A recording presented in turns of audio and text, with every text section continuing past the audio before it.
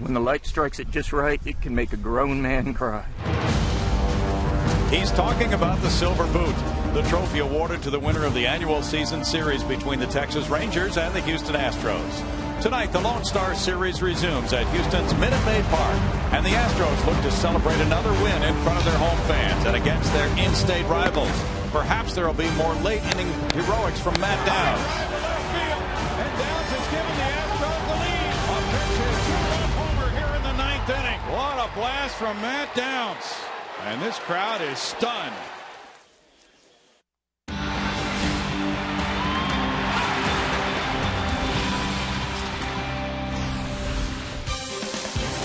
This interleague homestand continues at Minute Maid Park. Today, in the second of three series against American League foes, the Astros open a three-game set against the Texas Rangers in the battle for the Silver Boot. Good evening, everybody. Bill Brown and Jim Deshaies. The Rangers took 2 of 3 in Arlington. Now the Astros get the Rangers on their home turf to see if they can turn the tables, JD. Having just been swept by the Tampa Bay Rays, the Astros really need a win to get things turned around. And they hand the ball tonight to Jordan Lyles. For the first time in his Major League career, we'll be seeing a team for the second time. Last week in Arlington, he pitched very well. Tough ballpark to pitch, outstanding lineup, and he really stood tall. 7 innings, allowed just 3 runs, was in position to win that game. Rangers came back late and beat them. But really solid effort from Jordan Lyles, and frankly, that's what we've come to expect. He's been very, very good, but still looking for that first Major League win. Lefty C.J. Wilson will be his mound opponent tonight at Minute Maid Park, where it's the battle for the boot. And if the Astros can win 2 out of 3 and outscore the Rangers by 5 runs or more in this 3-game series, they get the boot this season. We'll be back with Game 1 of this series in just a moment.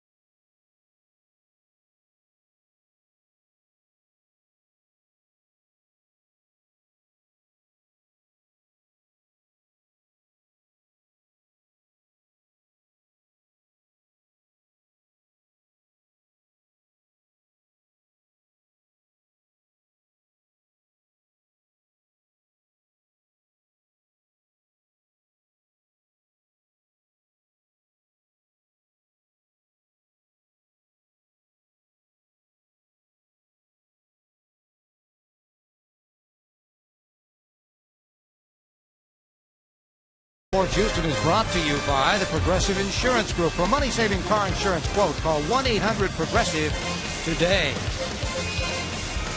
It's Interleague Baseball from Minute Maid Park. Representing the American League, the Texas Rangers taking on the National League's Houston Astros. The American League leads it by 6 games, 90-84. To see if the Astros can close the gap, let's go to the booth. Bill Brown and Jim Deshaies. Thank you, Greg Lucas. Jordan Lyles getting ready to face this Ron Washington starting lineup. Second baseman Ian Kinsler. Shortstop Andres Blanco. Center fielder Josh Hamilton. Third baseman Adrian Beltre. First baseman Michael Young. Left fielder Nelson Cruz. Right fielder Mitch Moreland. Catcher Yorvit Torrealba. Pitcher C.J. Wilson. Jordan Lyles ready to go. Ian Kinsler in the box. First pitch. Strike one from home plate umpire Brian Knight. Kinsler a .235 average with 8 homers. Has driven in 25 with a .352 on base average. And that one misses. It's 1-1 to a man with a .352 on base average. He's walked 47 times. Lyles catches a corner. Just banging away at that outside corner down around the knees with a couple of fastballs and a slider. Establishing early down and away. Curveball makes it 2 balls, 2 strikes. Ron Washington and the Rangers were impressed with him. He's 0-2 with a 4.20 ERA. And what really jumps out at you, just the 6 walks so far, along with 26 strikeouts. Now 3-2.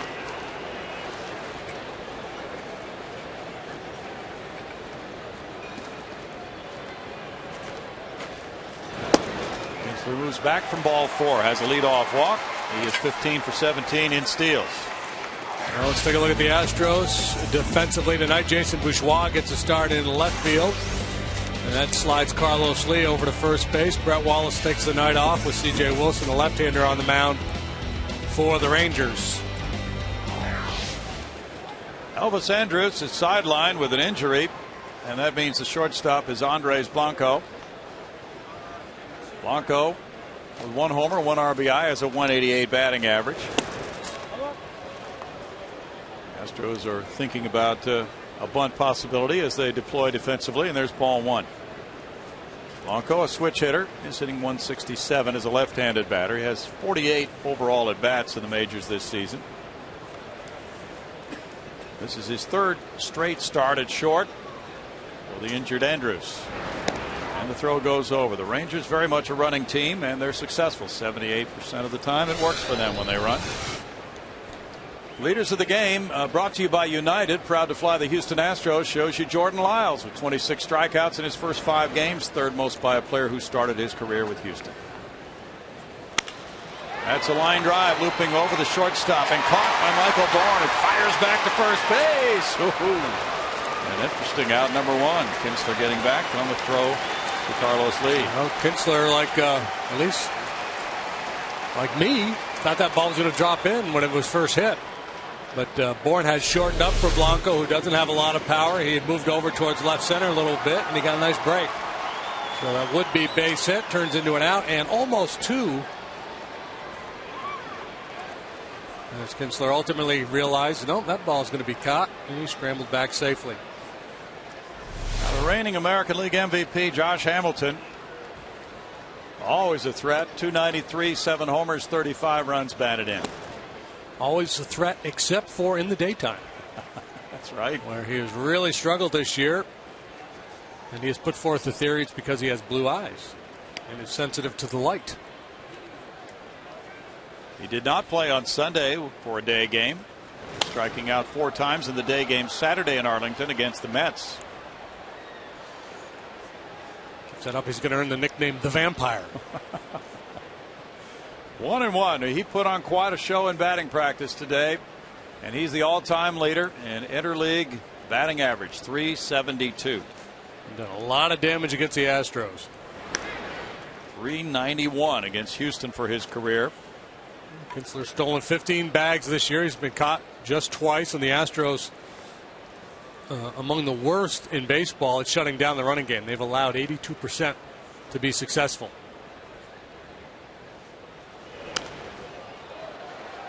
In batting practice today, early batting practice, about 3 o'clock this afternoon maybe, he hit a bomb.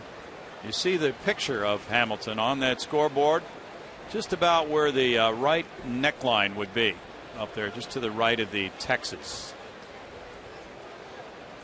That is large. That is very large. That is a monster. He hit another one over the train, which was at the time parked in left center field between the 99 pennant and the 01 pennant. Hit it all the way over the train out there. To be able to do that as a left-handed hitter is otherworldly. Train has moved a little bit since then. Yeah, he put on quite a show. Kinsler's moving, but now he stops. Lost his balance a little bit. He almost looked like a sprinter ready to take off when he put that right hand down. And it's 3-2 now to Hamilton. Hamilton had a big series in Arlington last week against the Astros. 5 for 11, 1 homer. He drove in 3. 391 his career average with 7 bombs. He should see something pretty close here. The runner going, broken bat. That goes out into center field. Kinsler going first to third. Dave Anderson stops him there as the throw comes in on a single by Hamilton. Broke his bat, but it's first and third. He is so strong, still able to hit the ball on the line.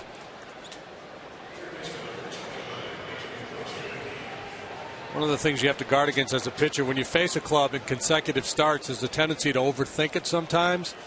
You think, well, here's what I did against this particular hitter last time. I can't do that again. And you have to remember the hitters have seen a whole lot of different pitchers between your start and this one. And I'm not implying that Lyles is thinking that way. That's just part of what you have to deal with as a starting pitcher. You can't get too worked up about doing things differently than you did last time. A lot of times it worked last time and probably going to work again. Adrian Beltre puts it in the air, and Hunter Pence is calling in shallow right center field. There's the catch. Kinsler tagging, stopping as the throw's cut off. Not deep enough. 2 outs.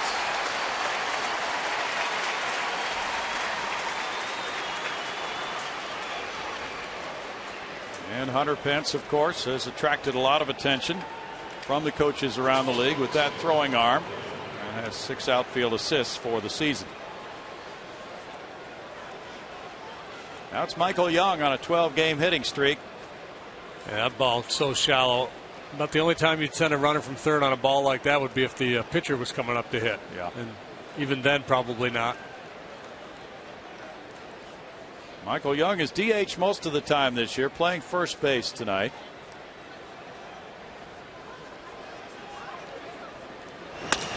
He lines one, caught by Clint Barmas at shortstop, and it's no runs, 1 hit, 2 men stranded. No score for the Rangers in the first.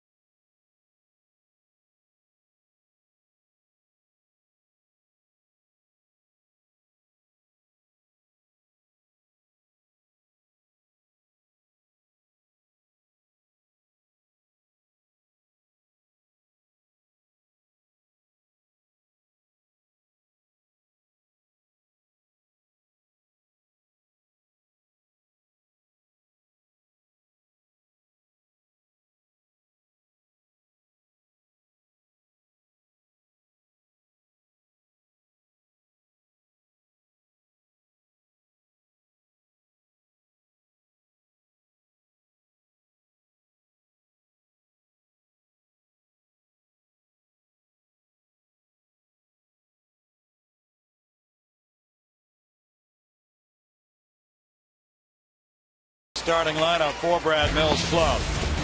Jason Bourgeois leads off in left field. It's Michael Bourne in center. Hunter Pence in right. Carlos Lee at first base tonight. Jeff Keppinger plays second, batting fifth. It's Chris Johnson at third. Clint Barmas at short. Carlos Corporán the catcher. Gordon Lyles the pitcher. Left-hander C.J. Wilson for the Rangers tonight. He started 16 games. He's 7-3, 3.17, a very solid ERA. Good strikeout numbers. He's allowed 8 home runs and a 243 batting average. Gets a lot of outs on the ground. The Astros hit him around pretty good in that start in Arlington. 11 hits he allowed in that start. Jason Bourgeois gets it going for Houston at 364. Taking strike one. Jason has a 382 on base average with those numbers.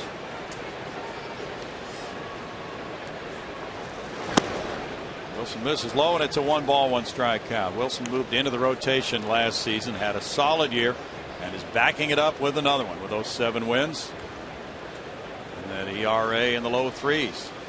15-game winner last year. He's got all the pitches: fastball, curveball, slider. He'll cut his fastball. Also has a good changeup.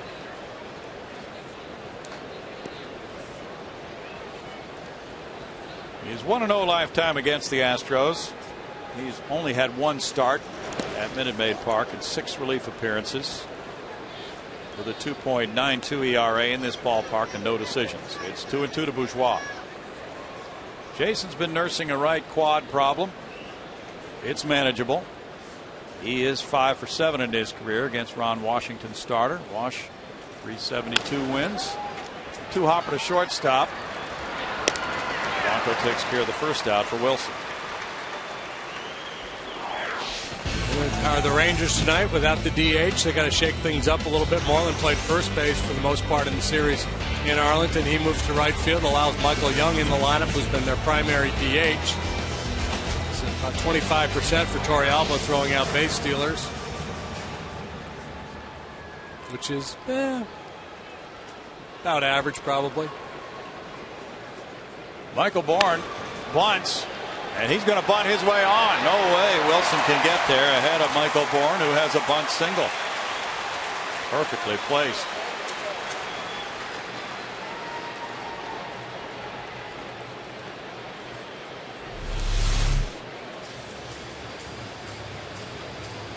Yeah, once you get it by Wilson, it's pretty much a knock. No chance for anybody to make a play on that ball now. 21st infield hit for Michael. Young will hold him as Hunter Pence bats, the UT Arlington man, and Bourne 33 of 36 in steals. JD mentioned Torrealba. CJ Wilson 11 for 15 against. Hunter missed the series in Arlington. That sprained left elbow. There's strike one.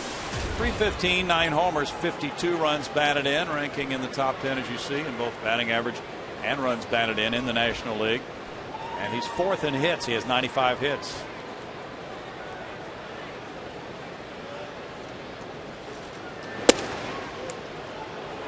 One ball, 1 strike. Brad Mills would love to have a nice first inning. And for Jordan Lyles to get win number 1 as a big leaguer. His club has dropped 17 of its last 22. Standing 28-51 right now. First time this club has been 23 games under since September of 2000, when it was 57-80. And it's been rough sledding for his club. 2-8 on the last homestand. 0-3 so far on this one, with the Red Sox coming in this weekend. Cue the Jaws music.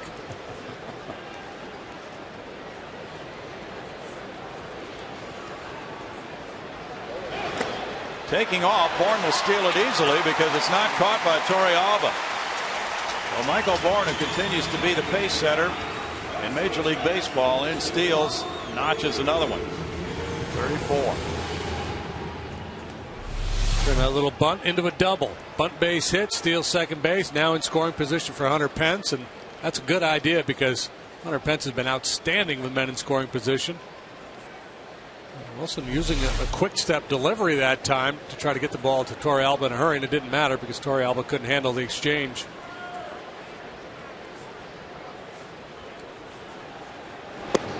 Pence takes a look at it, and Hunter runs the count to 3 balls and a strike. His batting average with men in scoring position is 3rd best in the league, 388. Carlos Lee's on deck.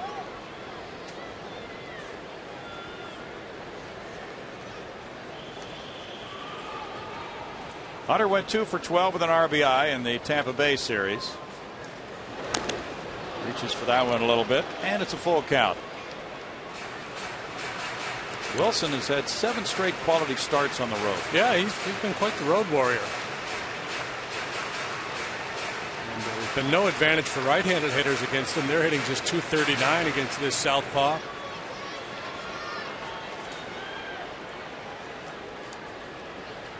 Full count coming to Hunter, who's walked 20 times. And that one almost hit him and gets by Torrealba. Bourne takes a turn at third. He created some excitement on a wild pitch by Wilson on ball 4 to Pence. Second wild pitch of the year for Wilson. Looked like he hit his shirt. Yep. And so the Astros catch a break there, because if it's a rule hit batter, it's a dead ball. Michael Bourne doesn't get third base. I'm a little surprised that the Rangers aren't trying to make that point. Yeah, it's true. Torrealba giving signs on this first and third one out situation now. On Washington's club comes in with a 1.5 game lead in the AL West with a 41-38 record, having lost 3 of the last 4. It looked clean there. Yeah, it did. Carlos Lee with 41 runs batted in gets a shot. And looping it to right field. Coming in Moreland. Moreland with the catch. Here's the throw, and Bourne makes it 1-0 on a sacrifice fly by Lee. 42 runs batted in for El Caballo. He liked the first pitch he saw. A hitter in that situation is usually trying to get a ball middle away, because the last thing you want to do is roll over on one, hit a weak ground ball for a double play. So they're looking middle away, trying to stay inside the ball. And with that approach, you're thinking center field or right field if you're a right-handed hitter. He just pulls the hands in and guides that one to right, knowing it's not going to take a whole lot to get Michael home from third. And then Moreland not able to get there in a position where he's balanced catching that ball. Very difficult to make an accurate throw. Jeff Keppinger, the appeal goes to third. It was close. The ruling was he did not leave too soon. Jerry Lane, the crew chief, with the safe sign. Michael was on the base when the ball was caught. But it does not cost anything to appeal. It should. It should cost like $10. And you have to pay the umpire. And you can go like have a beer after the game. In my league, that's going to be a rule. Okay. And all those check swings that they ask, that's $1.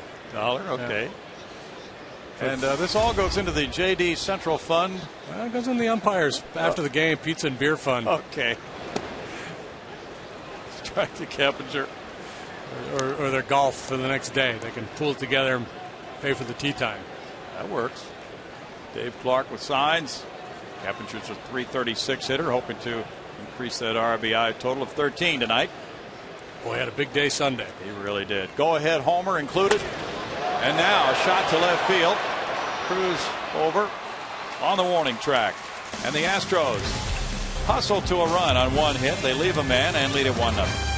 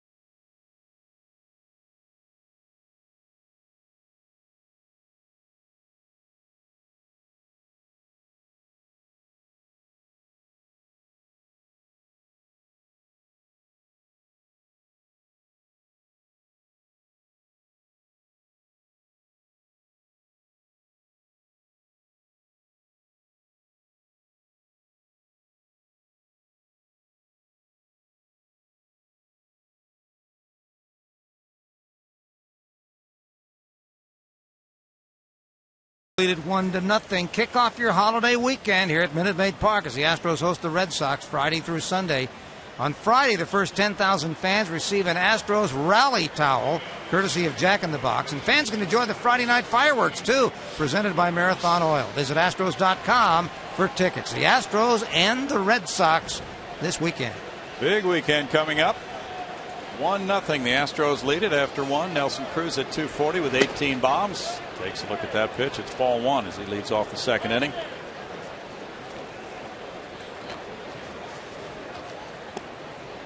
And that one's low for a 2-ball, no strike count with Moreland and Torrealba to follow.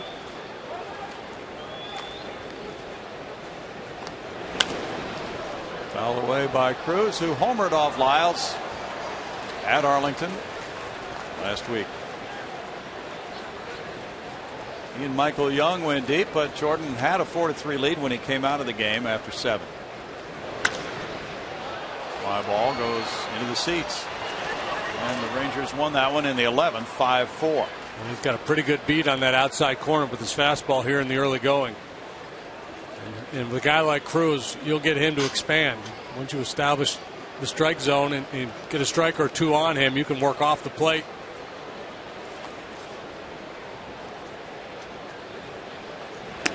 Got him to go for the high heater and struck him out.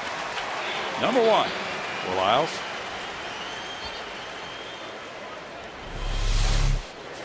Cruz shooting a look out at Lyles almost like he were betrayed by him. How dare you do that to me? You know I can't hit that. And I'm addicted to it. Yeah. Now Mitch Moreland.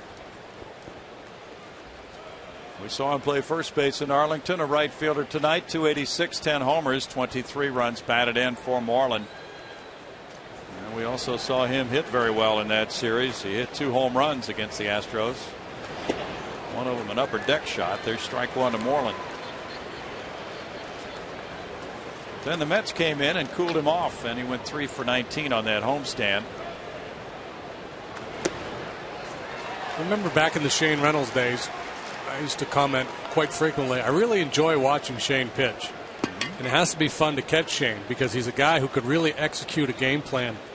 And you're getting the same sense with Lyles. Got to be fun to catch Lyles because he can move the ball around, set hitters up. That's line to center. Bourne backing. 2 outs. Yeah, he just has that ability to hit the spots, doesn't he? Yeah, and you know, and the same thing. You know, Shane didn't overpower you with 95-mile-an-hour heat, but he had a decent fastball, good breaking pitch. That splitter was devastating. You know, he had all the pitches and had great command, and that's kind of what Lyles is. And if Lyles turns out to be Shane Reynolds, boy, wouldn't that be nice? Ooh, you bet. Yorvit Torrealba, 267, 3 homers, 13 runs batted in. Has hit safely in 4 of his last 5. He's gone 7 for his last 15. Look at that. Just drops that hook on the outside corner. It's to the point that you get the impression he could throw any pitch for a strike. He can. I mean, everybody can. It's just how often do you do it? Looks like he's going to be the kind of guy who can do it a high percentage of the time. And if he can do that, that means he can also throw one just a little bit out of the strike zone. Probably just about on demand for Doug Brocale's club. Get somebody to chase it. A little cutter.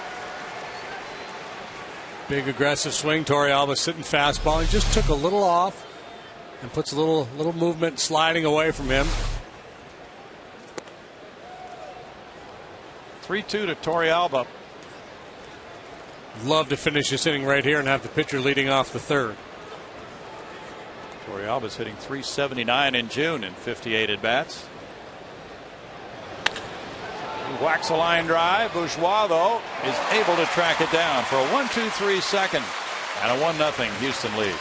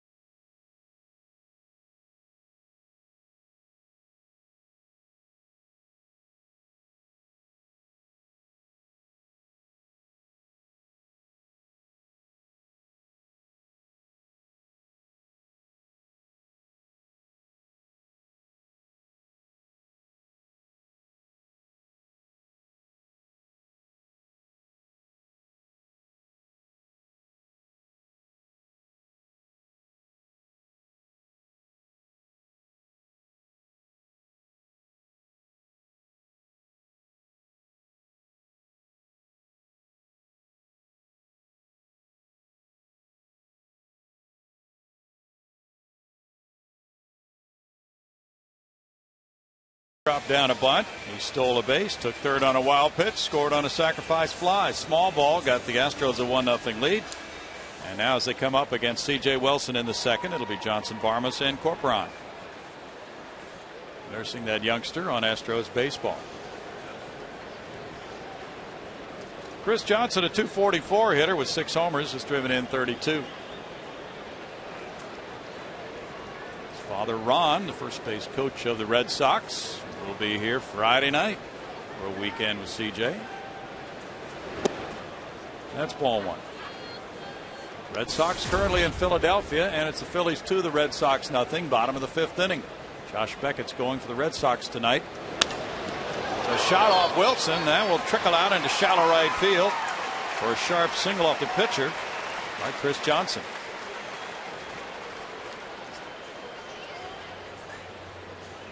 Hit number 2 for Houston.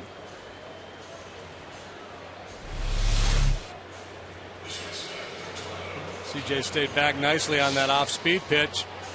Wilson effectively made the kick save, but he didn't control the rebound.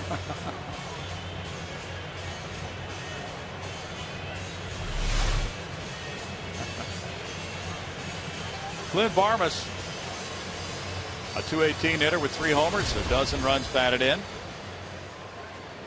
Has had 179 at-bats this season.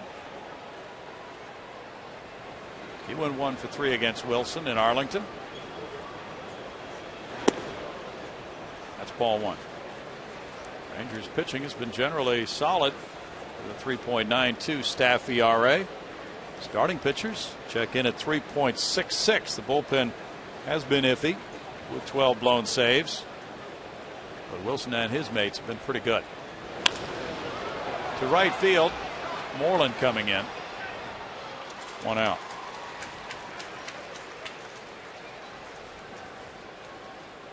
Carlos Corporon is stretching out before getting in the batter's box. And he's needed a little stretching out with all the activity he's had. This is his 13th start in the last 16 games. He had never started a major league game until this stretch of baseball. Corporon at 122 has 2 runs batted in. As a left-handed batter, 069 from this side, 250.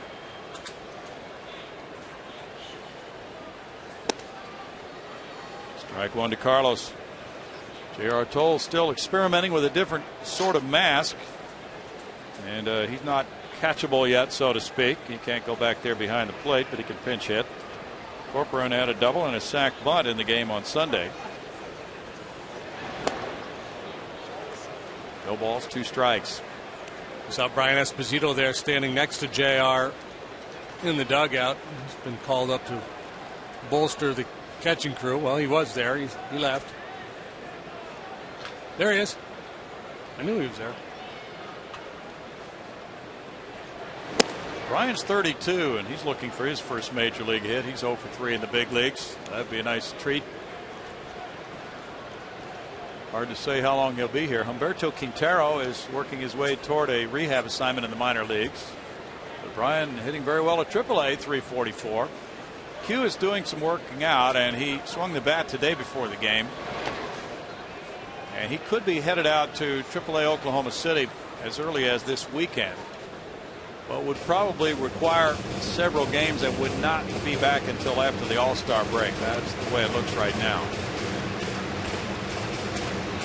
Been out for weeks. That high ankle sprain. 2 balls, 2 strikes. Lyles on deck.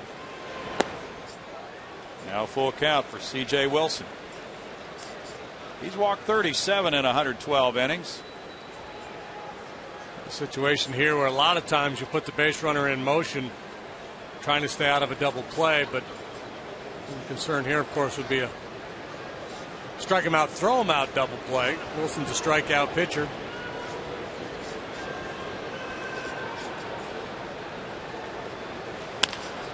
Double play ball here.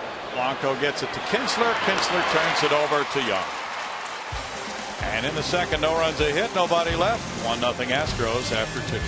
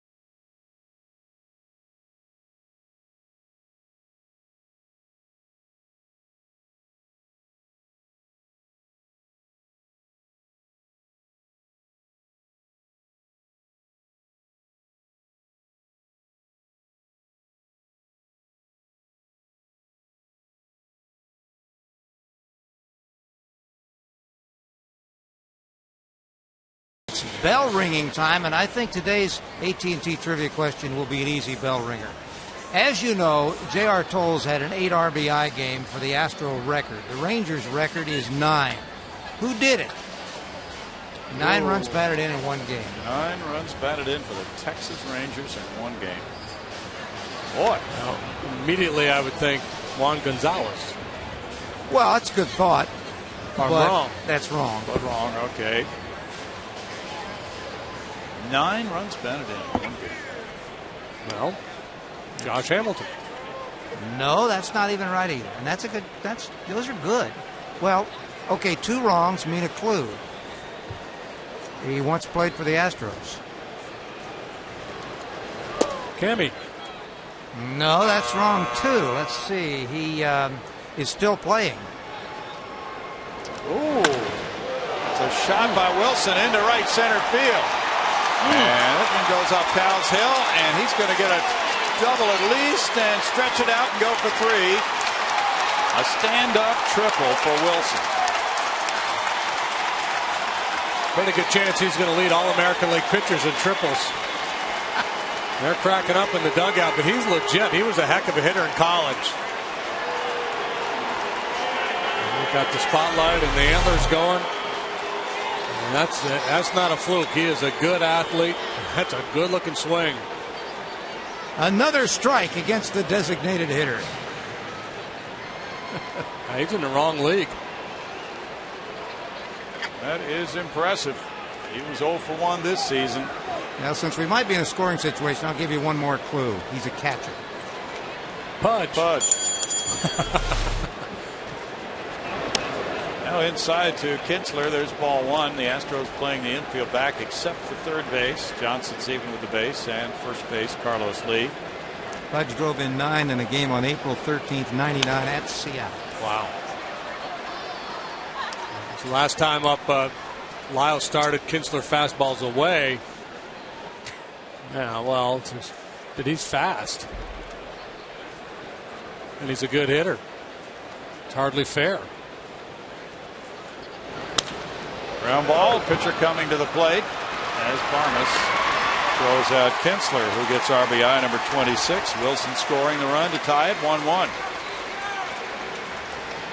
All right, here's the official. It's never official until you see it in print. The official AT&T trivia question. JR has 8. That's the Astro record. Pudge Rodriguez has the Ranger record. And, of course, both have passed through here. And who has the all-time record? Is it Mark Whitten? Mark Whitten, I think, had 12 RBIs once. Yep. I think that's right. There's strike 1 to Blanco. The hit was the first for Wilson in a regular season game. He was 0 for 5 with a couple of sack bunts. So he's the 3rd American League pitcher to get his first major league hit on this Astros homestand, because Sunday the Rays had 2 of them. Jeff Neiman and the pinch hitter, the pitcher Wade Davis. Both got their first major league hits. 1 ball, 1 strike. So that's in 2 consecutive games. 3 AL pitchers get into the hit column for the first time. 2 balls and a strike to Blanco.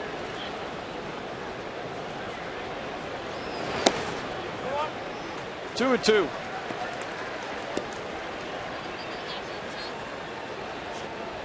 Rangers don't feel their offense has hit full stride yet. Gotta tape up his ankles now that he's a real player. Now 3 and 2.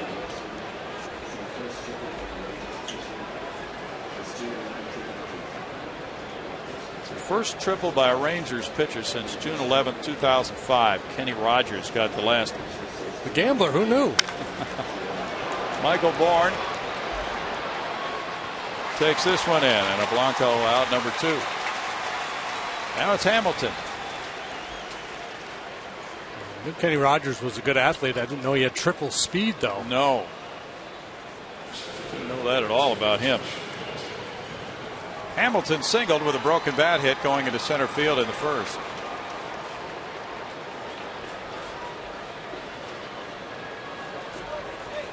Rangers have won 12 of their last 15 against the Astros.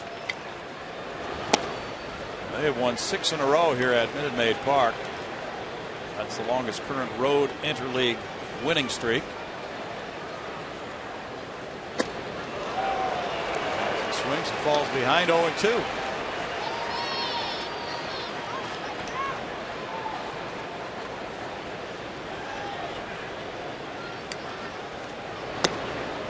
It's a 1-ball, 2-strike count.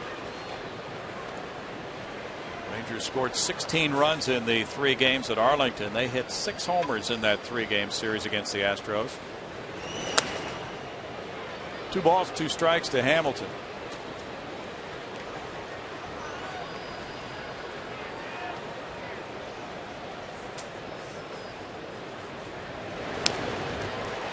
And he fouls it. Corcoran down.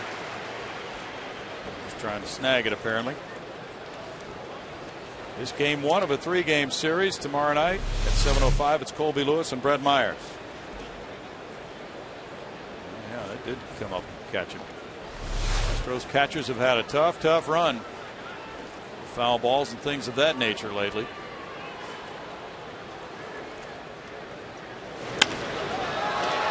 Hamilton deep to left center field.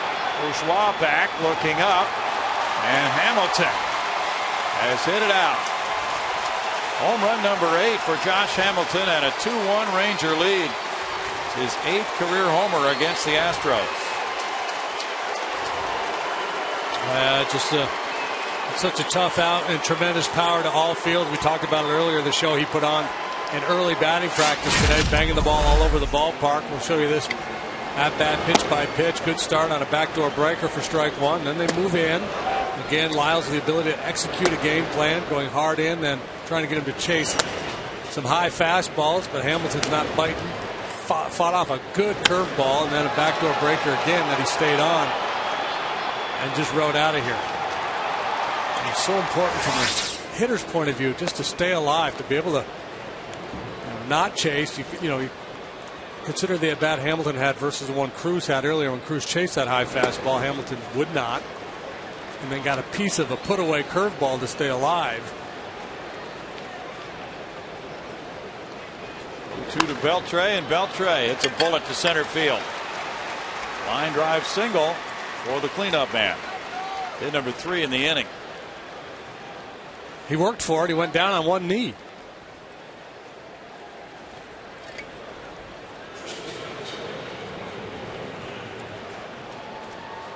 Four hits in the game for the Rangers, 50 pitches for Jordan Lyles.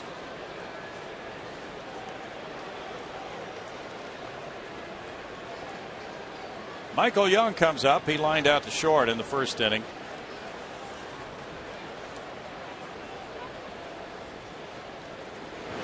Like Hamilton, he has very good career numbers against the Astros. .328 batting average, including 10 homers. And Michael Young is a guy who's always been able to put the barrel of the bat on the ball, hits a lot of line drives, doesn't walk much. He's usually up there swinging. Hit a home run off Jordan in Arlington on a high and away fastball. Jordan's trying to work him down around the knees.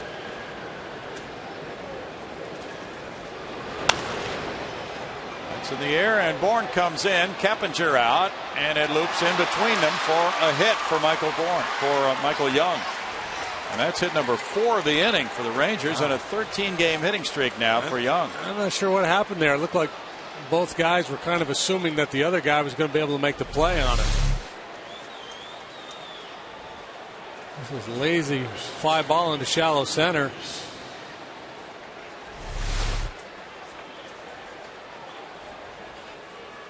Doug Brocail's going out. Maybe a little bit of a late break from Michael, and it's the kind of ball a lot of times you see a center fielder get a late break on.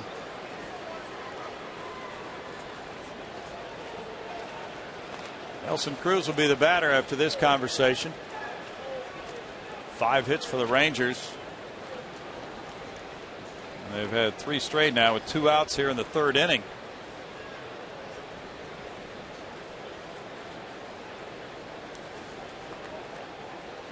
Rangers only 3 games over 500. after that excellent year they had last year, going 90-72. He makes a nice 2-0 pitch here. It's a little slider off the outside edge, and then the swing by Young induces this lazy fly ball to center. Maybe just a situation where both guys determined early on that they weren't going to be able to get there.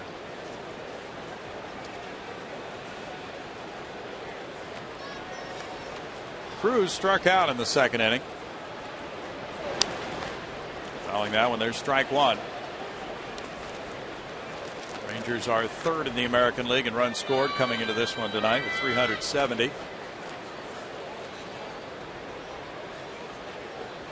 They are second in long balls.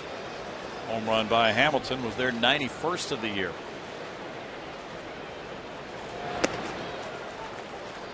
One and one. And Cruz, one of those streaky hitters. Hit 22 homers, drove in 78 last year with a .318 batting average. Then he got very hot in the playoffs. And he bangs a line drive into center to make it 3-1 Rangers. Fourth straight hit. Cruz gets RBI number 43, scoring Beltre. That's what makes the Rangers so dangerous. They just have so many good hitters throughout the lineup. So you've endured this onslaught of 4 consecutive hits.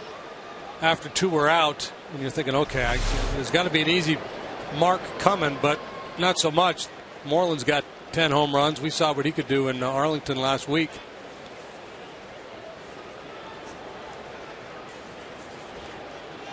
He lined out his first time up to center field. 2 men on, 2 outs now.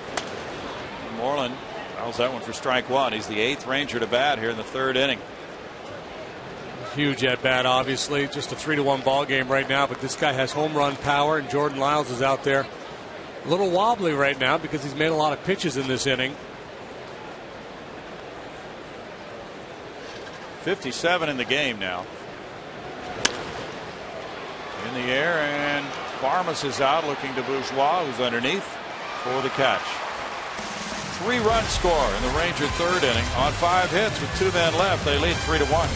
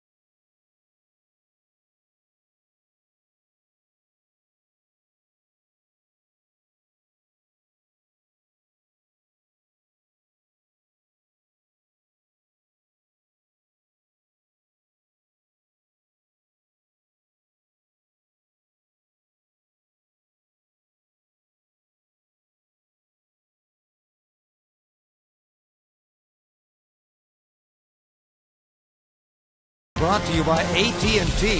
Rethink possible. By your local Texas Ford dealers. And by Jack in the Box. For a limited time, Jack's really big chicken sandwich combo is back for only $3.99 plus tax at participating restaurants. The action moves to the bottom of the 3rd, and we move back upstairs to Bill Brown and Jim Deshaies.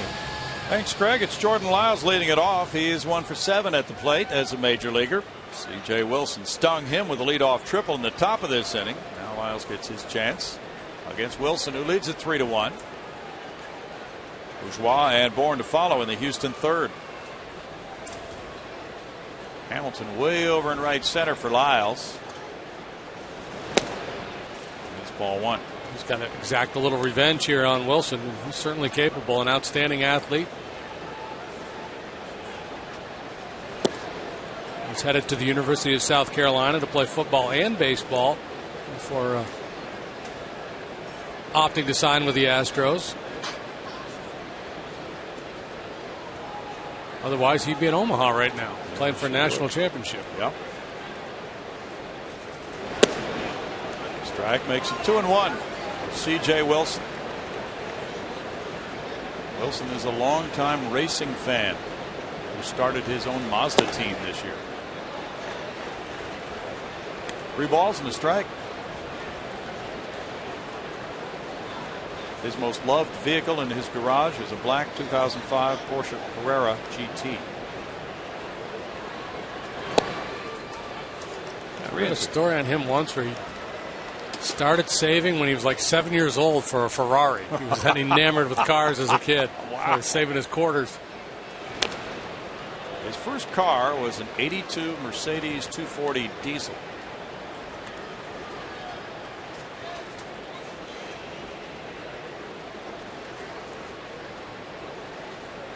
CJ now 30 years old. He was a 5th round pick in '01 by the Rangers. Bouncer, Kinsler, backhanding, throws on the run. Good play for the first out. Well, Red Sox are here this weekend, and on Sunday, the first 10,000 fans will receive a Brett Myers bobblehead, courtesy of Dayhill.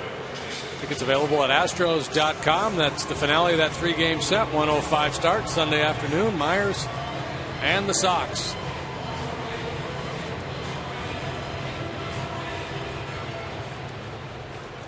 Jason Bourgeois grounded out to shortstop in the first inning. Wilson throws strike one. With those 7 straight quality starts on the road, those are not at just any road venues either. Those are places like Yankee Stadium, Target Field, Progressive Field in Cleveland, Tampa Bay, Philadelphia. He's really pitched some fine baseball on the road. Seattle, complete game win.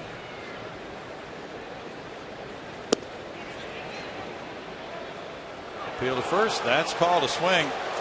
Bob Davidson. Costs $1 for that appeal. Didn't have to be Bob. No, it didn't look like it would have been for a lot of us. But Bob's the only one who counts. How about Jim Leland last night? That was great. He put on a show. Yeah. Ed Rapuano, they changed the call, right? He called the guy safe and then out. Yes. And Jimmy went out and was basically imitating Ed. That was a beautiful performance. He could get so animated. And he did. 3-2. But his team won. And he has a first place club right now. He's very much into it.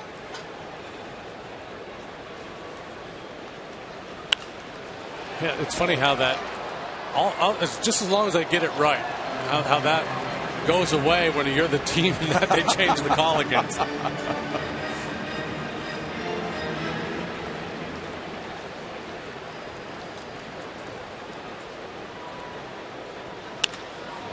Liner to right, Moreland in. Ooh, yeah, he's looked a little wobbly on a couple balls now. Maybe it's the lights. Must be. He's reaching way down to catch it, kind of bending at the knees. Not seeing it well. 2 down, and Michael Bourne comes up. Yeah, he's definitely battling the lights there.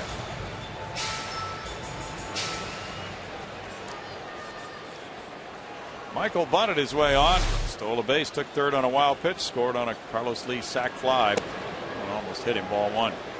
Oh yeah, and by the way, we were talking about that RBI record earlier. It was Mark Whitten in '93 and Jim Bottomley in 1924, both driving in 12 in the ball game. Whitten was in game 1 of a doubleheader, right? I believe so. I think he had another one in the second game for 13. I think that's correct.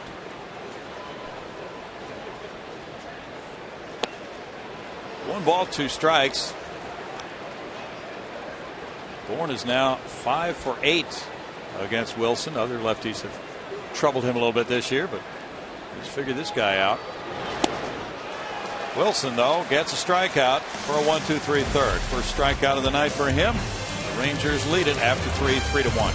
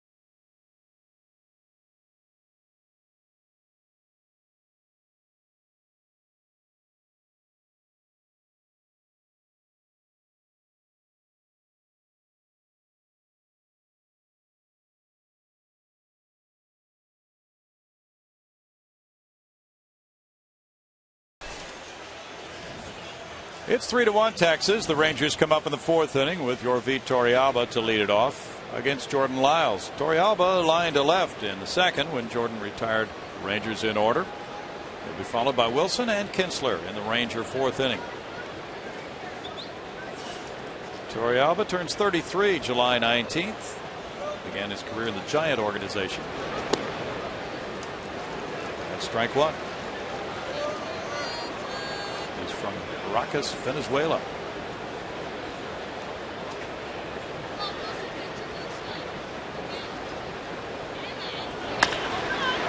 One hopper, Chris Johnson. One out for Jordan Lyles. Wilson started all the damage in the 3rd with that leadoff triple. And there were 5 hits and 3 runs scored in that 3rd inning by the Rangers.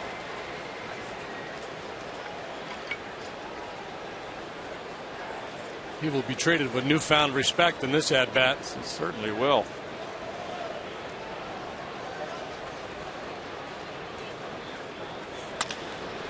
Rounds this one. A big hop there for Keppinger. 3 pitches, 2 outs this time for Lyles. And he could use this after working as hard as he did in the 3rd.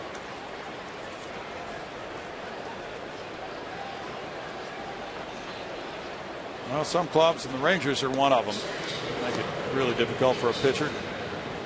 And 61 pitches, that's one thing they could do. Run the count. They're averaging 4.68 runs per game this year. 2nd in total bases. They can really pound away. And on Washington's club, of course, the defending American League champion, with all that success from last year, coming into this season with high hopes again, and it's looking pretty good. Not the way he would like at this point. Rangers did fire their hitting coach, Thad Bosley, and Scott Coolbaugh took over earlier this month. So not everything has run along smoothly. It's 1-1.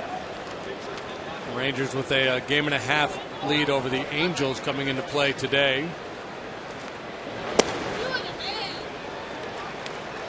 Lost 2 out of 3 over the weekend to the Mets in Arlington.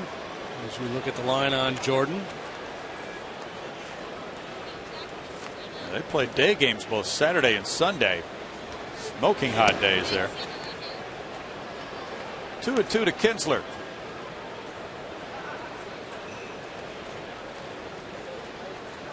Kinsler's one of those leadoff men with good power.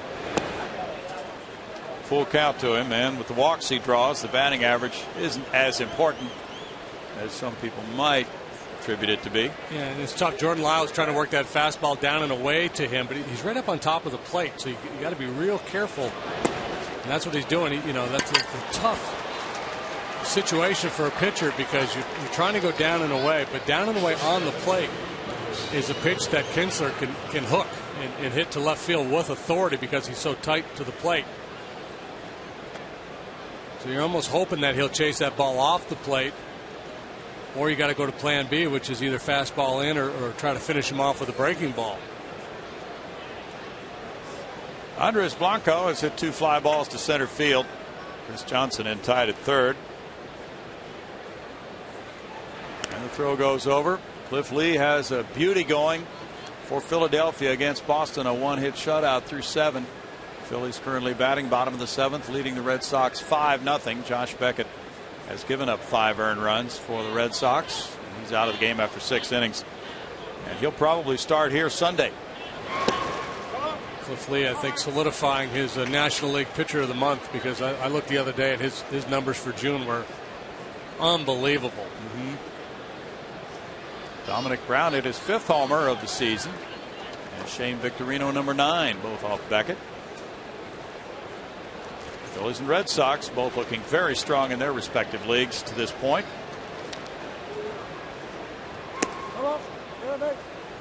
1-1.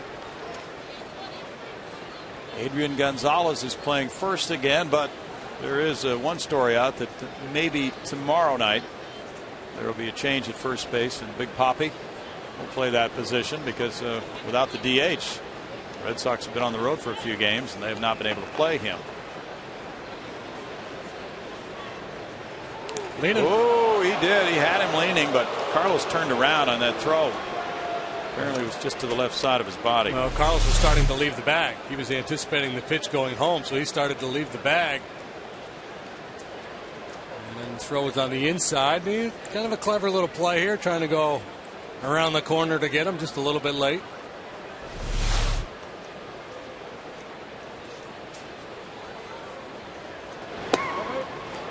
Just off the plate. It's 2-1 to Blanco.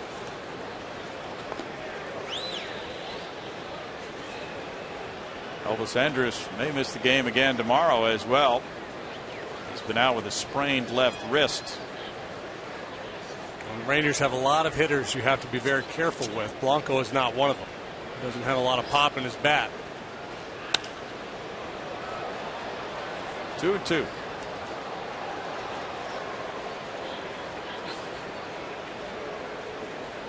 Blanco, 27 years old. He's from Venezuela. 260 career hitter with 2 major league homers and well over 500 at bats.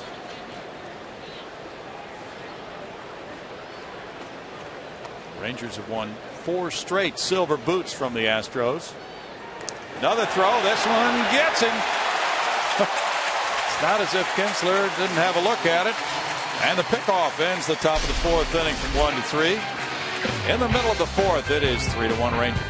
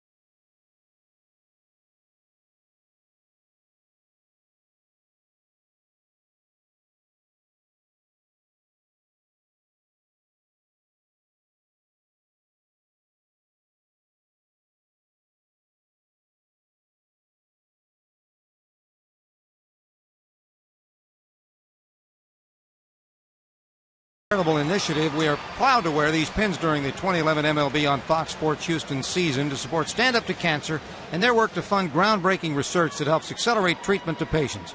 For more information, please visit standuptocancer.org/Fox Sports. 3-1 the Rangers lead. The Astros come up here in the 4th inning. Pensley and Keppinger against C.J. Wilson, who's helped his own cause with a triple and has scored a run. Third baseman Beltre takes care of that out on 1 pitch for Wilson. You have 2 more nights to vote online for the All-Stars. Voting ends online at 11:59 p.m. Eastern Time Thursday night. The fans will vote online for the final spot on each team from July 3rd through the 7th at 34th place on the roster. Carlos Lee with a sac fly earlier, now showing bunt, and there's strike 1. Beltre's not biting. No. He just looked at Carlos and waved. Go ahead, big man. It's yours if you want it. Carlos has hit .310 since the 1st of May. Had a good game Sunday. 1 ball, 1 strike. Had a triple and a double and drove in 3 in that game. Tampa Bay won it 14-10. 1-2. That's the 4th time the Astros have lost here at Minute Maid Park when they scored 10 runs or more. Banged out 10 extra base hits on Sunday.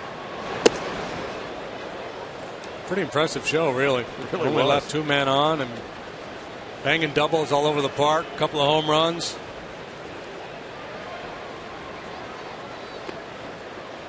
Now 3-2 for Wilson.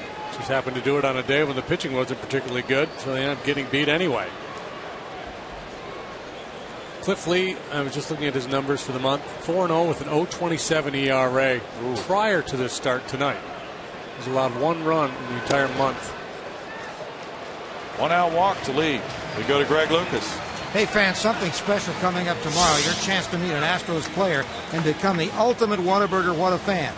Tomorrow from 11 to noon, an autograph session with Astros second baseman Jeff Keppinger and Junction Jack at the Whataburger you see listed. While there, you can sign up to be the ultimate Whataburger What a Fan and have a chance to win 2 suites and much, much more. Don't miss this chance to meet Jeff Keppinger at Whataburger tomorrow. JD may even be stopping by for a sandwich about that time. Keppinger hit a fly ball to left in the first. Yeah, I'll probably have to feed the dog. Okay. Ball 1. What does the dog like anyway? Whataburger. That works out well. Yeah. How ironic. Chris Johnson on deck. 3-1 Rangers.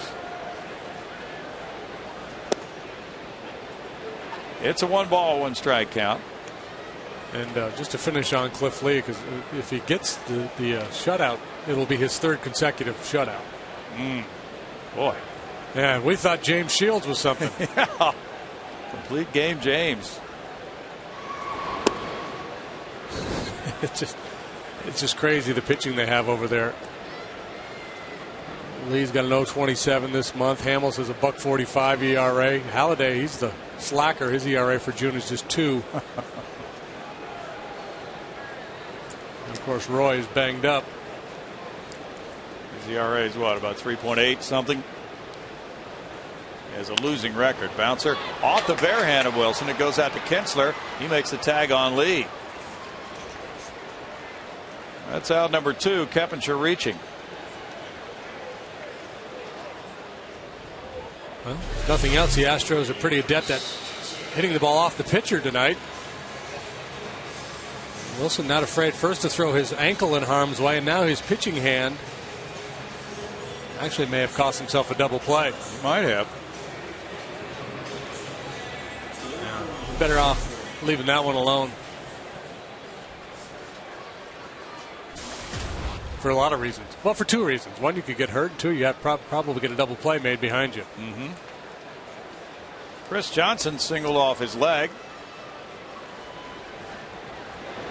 However, if you do make the barehanded play, you do make a lot of highlight reels. That's the counter argument. And now they're going to come out and look at him. He was probably feeling a little sheepish that he tried to barehand that ball. Didn't want anybody to know that he was hurting. But boy, after that pitch, out they came. It's like he's flexing the index finger. Looked like a hockey line change there with Wash and Mike Maddox and the trainer all coming over the boards. Jumped over the boards, yep.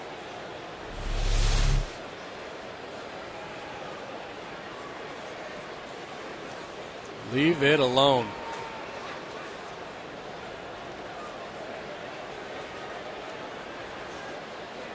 You see, they're playing a double play. Kinsler was on his way. The instinct is to go for it, but if you have time, just pull it back. Throw it out there, then get it back. Get it out of the way.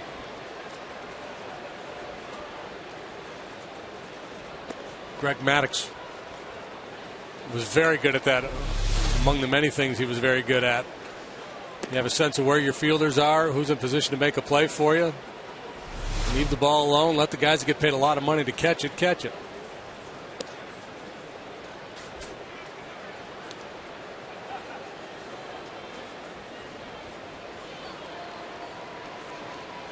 Wilson's good.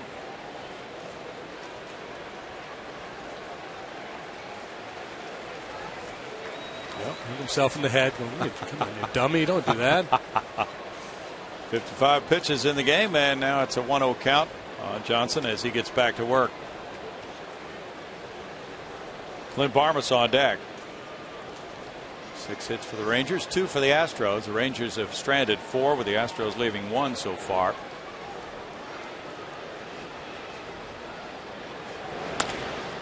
Out to shortstop. Blanco gets it on to Kinsler for the force on Keppinger. No runs, no hits, a man left after 4, 3-1 Rangers.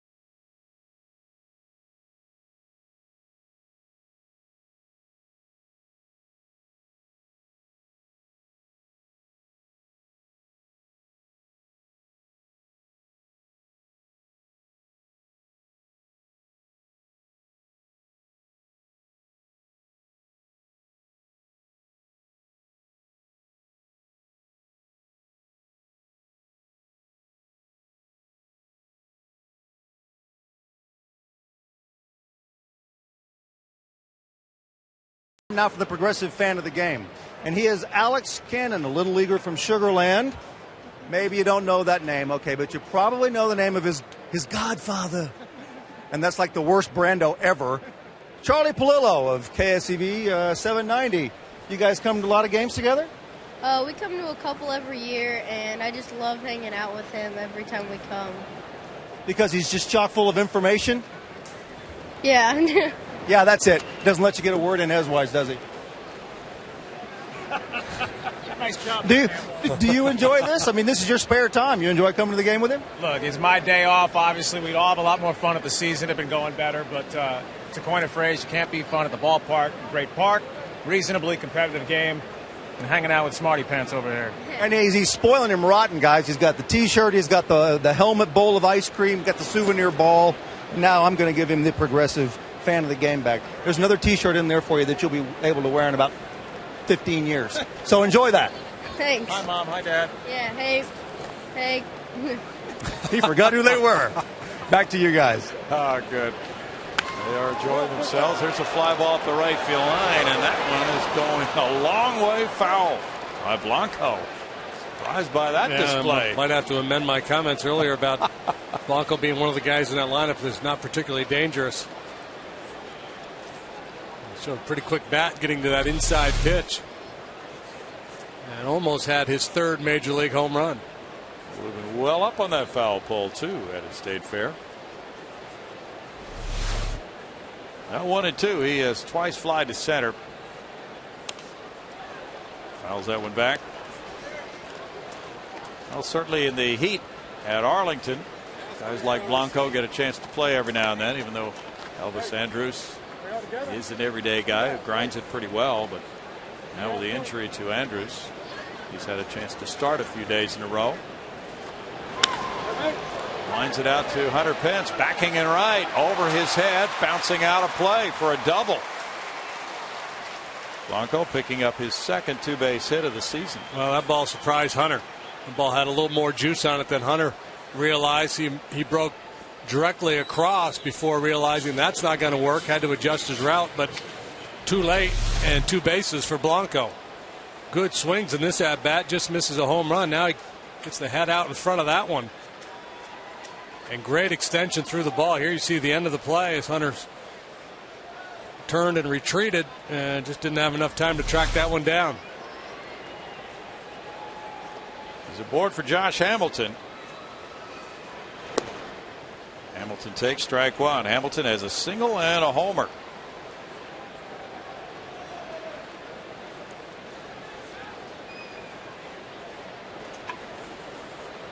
He's gone through an 0 for 18 slump in day games. Should turn the lights up a little brighter. Hitting only 122 or so in day games this year. Barnabas Collins. Barnabas Collins? Yeah. Broken bat roller. Oh, okay. Blanco to third on out number one. Dark Shadows. Remember the show Dark Shadows? Yes. He was the guy. Okay. Vampires don't like the daylight. Hamilton's broken 2 bats tonight, but he's 2 for 3. And at least advanced the runner there. That's something Ron Washington was talking with us about before the game, advancing the runner after he reaches second with nobody out in the inning. And that brings the infield in for Adrian Beltre. Beltre's 1 for 2. Pops it up.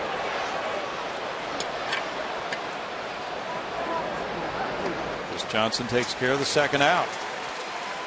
Yeah, Wash was telling us a great story about back in the day kind of stories when players and managers were a lot tougher on players and we'd get after each other, especially a young player. And he was telling a story of he was called on to bunt by Gene Mauch and he failed to get it down. He said he was on his way back to the dugout and Mauch was just screaming at him before he even got back to the dugout.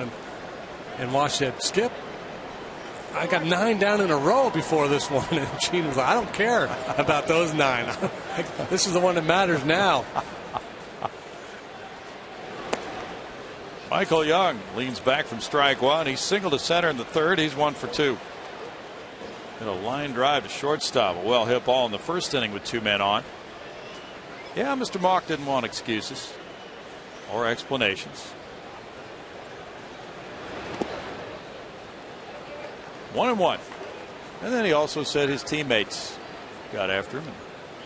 And they were accountable to each other back in that era, taking each other to task for failing to execute on plays like that. He mentioned some of his Dodger teammates. Of course, he was an Astro at one point, briefly. Bouncer, Barmas to his right, throws on the run across his body and a stretch by Lee. He gets Young. Fine play by Barmas. No runs a hit, a runner stranded at third. Rangers lead 3-1 in the fifth.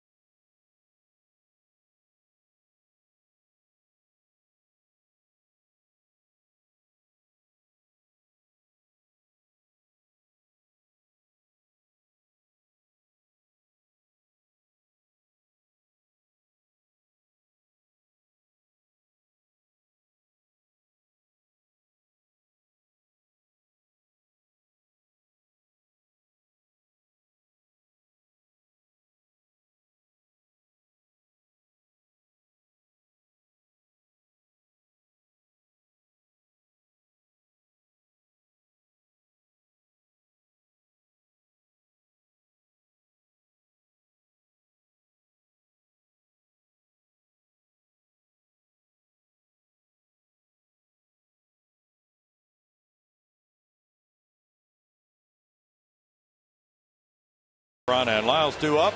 against lefty C.J. Wilson, who was the opening day starter for the Rangers this season.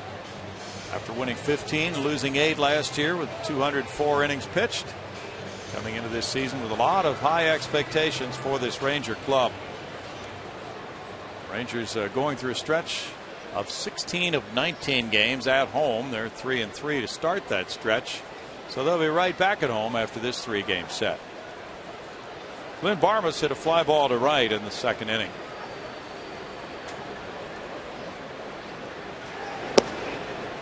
And he takes strike 1 from Wilson, who allowed first inning bunt to Bourne.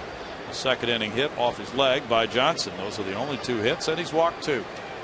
Yeah, Astros could use something in the alley or down in the corner, a little extra base hit. Apply a little pressure here to Wilson.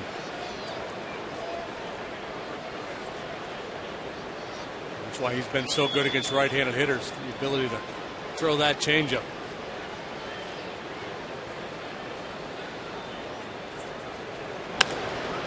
Out over shortstop into left center field, and diving Hamilton unable to make the play. It goes all the way near the 404 sign. That's that double you talked about. Keep requesting, JD. That's for the winning lottery numbers. 12th double for Barmas. It's a gamble when you shorten up in center field here because there's so much room behind you. Hamilton was playing very shallow. Get a good look at it here. There's the contact. There's the break. A step or 2 towards right center.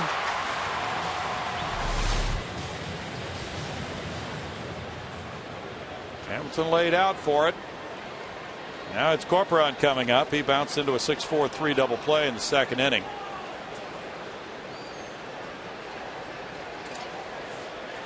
Jordan Lyles is on deck.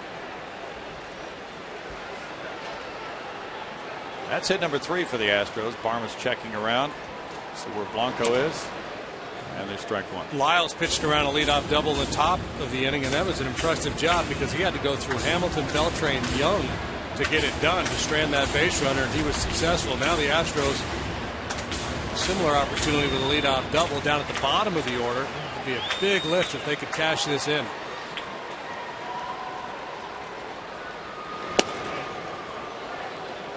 Oh, and 2.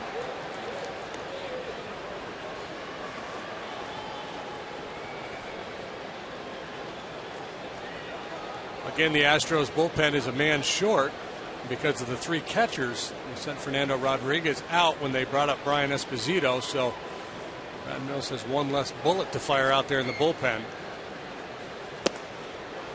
And that's very much a short-term situation, Brad said before the game tonight. But meanwhile, it's Coles and Esposito available. 1 and 2.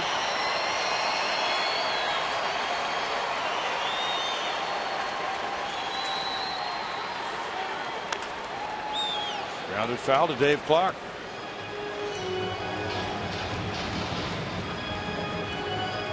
I think, a lot of clubs in this situation would be looking to pinch hit for the pitcher and then turn it over to the bullpen. Down 3-1 already. You've got a 20-year-old rookie. But Lyles is different than most 20-year-olds. You feel pretty comfortable with him on the mound. And given the fact that the Astros bullpen is 1 short and 2 has not been particularly effective, especially in the middle innings, Lyles is likely to get this at bat. There's nobody throwing in the pen. 2 balls, 2 strikes. Even though the Astros are 3-6 in interleague play, they're hitting .273 as a team. Last year they hit .215 in interleague games.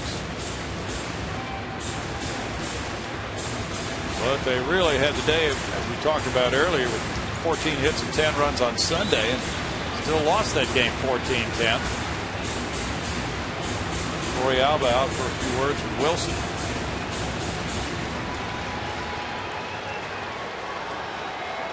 And the Rangers have been one of the best interleague teams around last year and this year.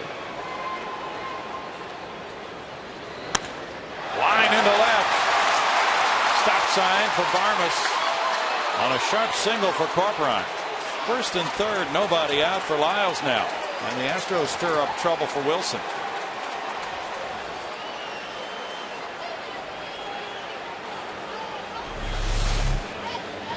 Clark peering into the dugout. Jordan Lyles is going to stroll on down there and talk with Clarkie, figure out what they want to do here. Good stop sign thrown up by Clark. This ball hit sharply and cruises on it before Barmas gets to third base. Nobody out in the inning. No need to gamble. Cruz has a strong arm. Now is Lyles sacrificing Corcoran to second. That would be the percentage play. That would be the book play. Most guys would sacrifice that tying run into scoring position. He does not have a major league sacrifice bunt. Beltre's in on the grass.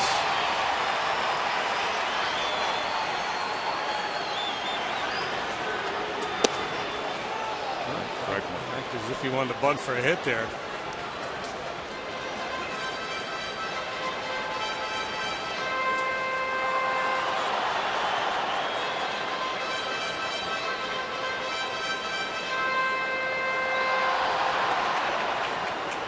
Sacrifice situation, you're not trying to fool anybody. You're just going to square around early.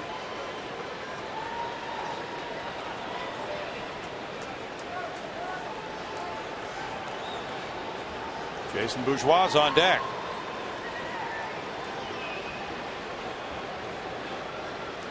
Beltre had kept Barmas close, and then he was walking off the bag. Wilson looked over. Yeah, and that allows Barmas to just trail Beltre down the line. That's not good. 0-2 now. Now a real dilemma for Lyles, trying to advance at least one runner here.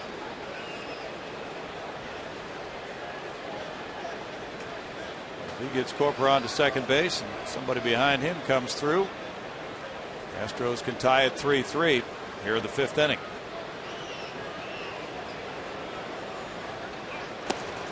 Showing bunt, he takes a ball, and it's 1-2. He's a little late squaring.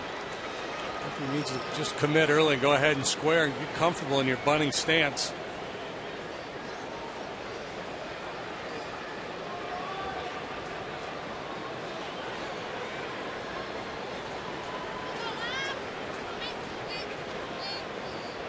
.68 pitches for Wilson so far.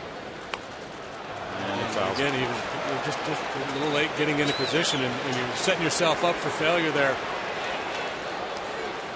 Strikeout number 2. Saturday, July 16th, you can join the Astros for the second Faith and Family Night at 2011. The Astros host the Pirates at 6:05, and after the game, fans can enjoy a free post-game concert with the David Crowder Band. Tickets start at only $7. Visit Astros.com tonight. You're looking at July 16th. Pirates. Now double play set up for Kinsler and Blanco with Jason Bourgeois batting. He's 0 for 2. He's grounded to short and hit a looping liner to right. Bourgeois has grounded into 2 double plays and 101 at bats. The double play is precisely the reason why you kept the bunt on throughout that at bat, because that's the one thing you feared. It didn't look like Jordan was going to be successful after that first bunt attempt, but if you take it off, let him swing, and he grounds into a double play, then your inning's going to blow up on you.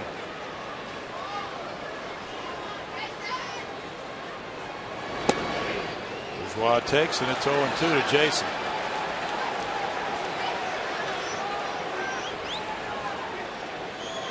He's hit lefties well this year. .436 coming into this game with 39 at bats.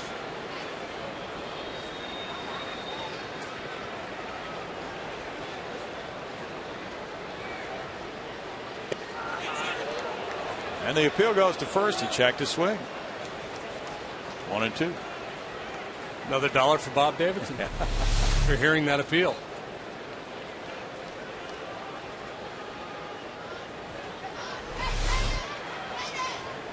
Michael Bourne's on deck. Astros are 13-28 at home this year. Beltre goes to second. Kinsler fires to first, and that's a double play to end the Astros fifth. No runs, 2 hits, 1 man left after 5. 3-1 Rangers.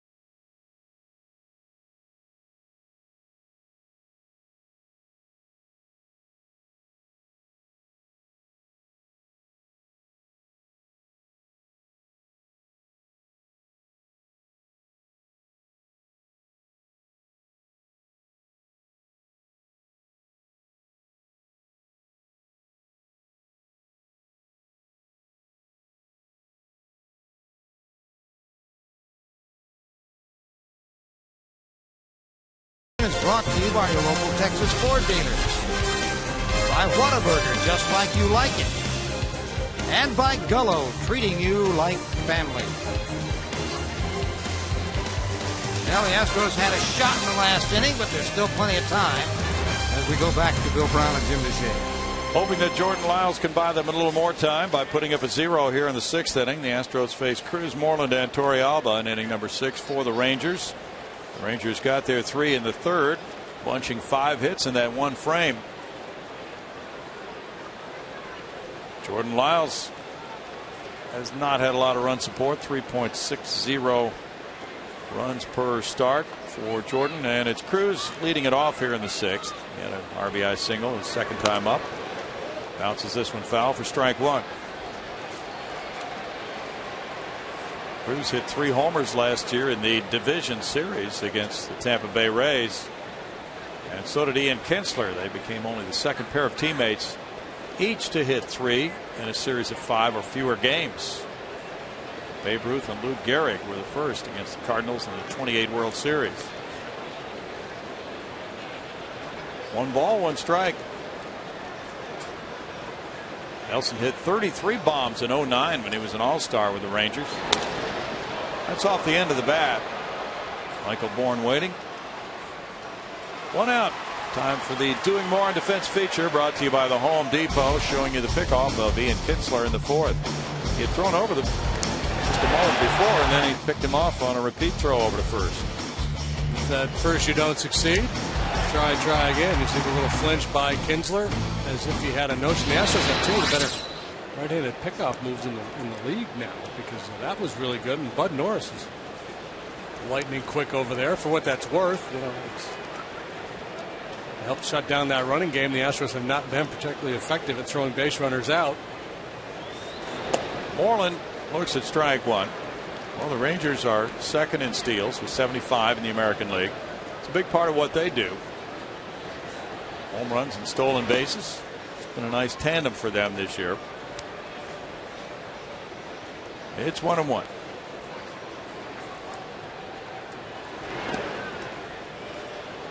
Two balls, 1 strike.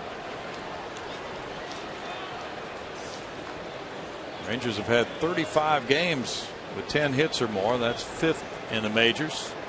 They're hitting .265 as a team.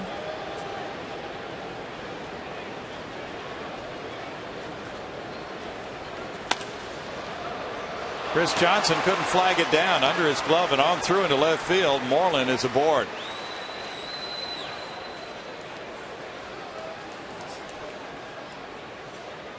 Almost looked like a changeup. Hit the ball off the end of the bat, and I think CJ thought the ball was hit a little more sharply than it actually was. Looked like it.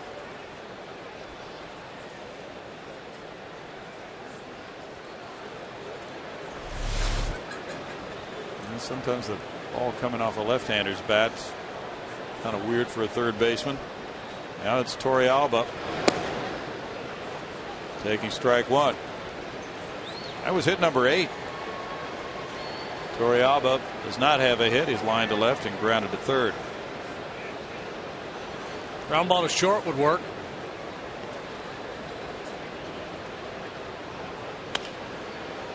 That one goes foul and out of play.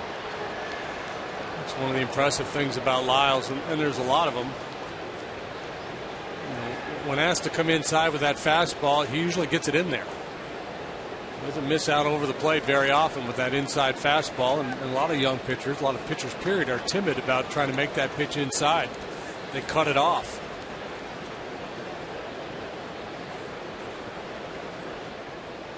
Doug Brocail's young right-hander, age 20, the youngest player in the major leagues, trailing 3-1 here. Said that one bad inning.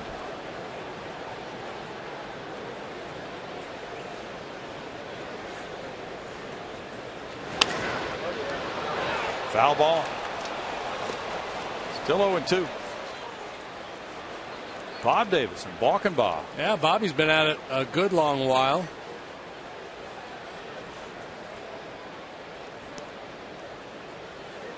He was out of the game for a while. Yes, he with was. that group of umpires, they went on strike, and then or locked out or banished or whatever. I don't remember the particulars of that situation. Well, there were two different groups representing umpires, right? If memory serves. Yeah.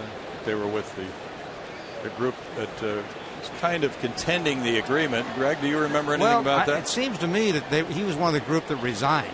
Okay. And then they just kept him resigned. That's right. You know. They accepted his resignation. Yes, they did. Yeah.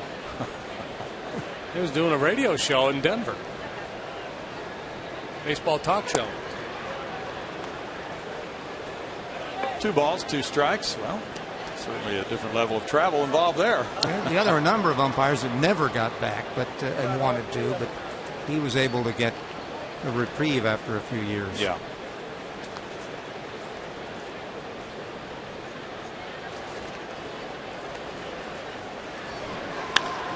Out into right center field.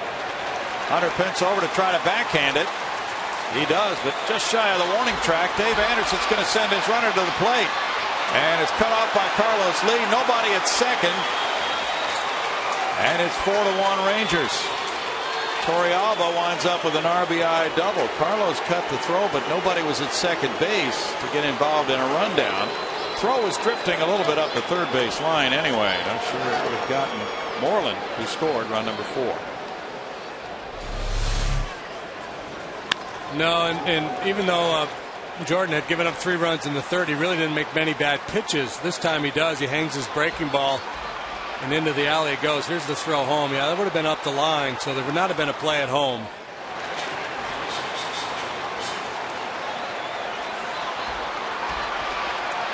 Kettinger made the relay, and Barmes had gone out also, so nobody was at second base. Now 4-1 Rangers, and that was hit number 9. C.J. Wilson got their second hit. That was a leadoff third inning triple. Pickoff at second in the dirt. Torrealba goes back in. Yeah, you send 2 guys out on a relay and a ball like that deep. As the throw comes back in from the outfield, the lead guy, if he can't handle it, he just lets it go. And then the back relay man handles the ball. And you usually get a pretty convenient hop. And then so the second guy, the double cutoff man, he then becomes the relay man. So there was nobody missing an assignment there. There was nobody that should have been at second base. It just because of the nature of the play. Carlos is the cutoff man in the middle of the field. Chris Johnson's got to maintain third base. Lyles got to back up home. It's not like there was a case of somebody not doing their job. Slow bouncer. Kettinger in. Makes the throw to first to get Wilson. Torrealba to third. 2 outs.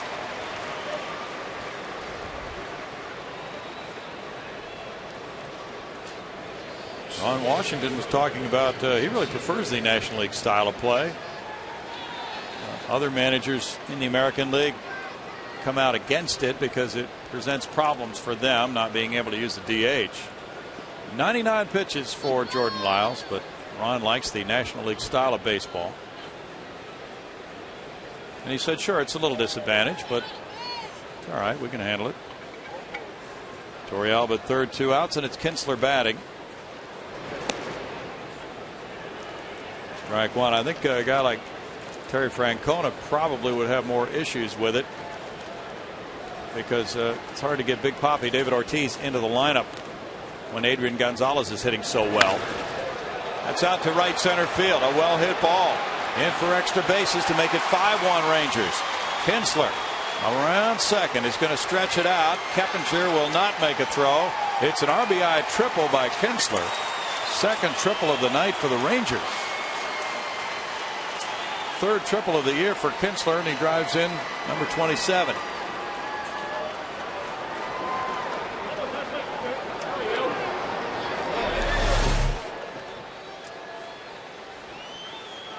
Again, that breaking ball flattened out a little bit, but a great swing by Kinsler.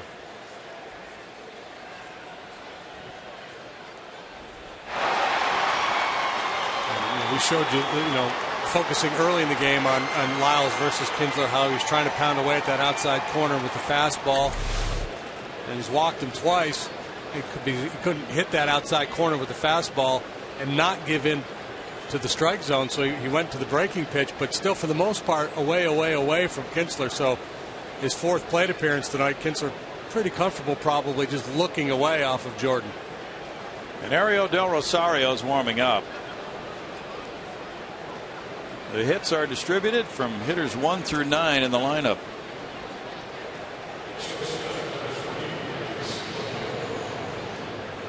Total of 10 hits, 2 by Hamilton.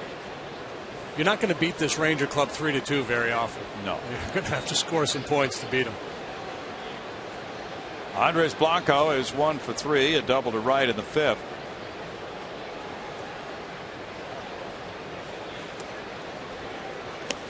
That's ball 1. So this is game number 36 with 10 hits or more for the Rangers, and they just keep the pressure on.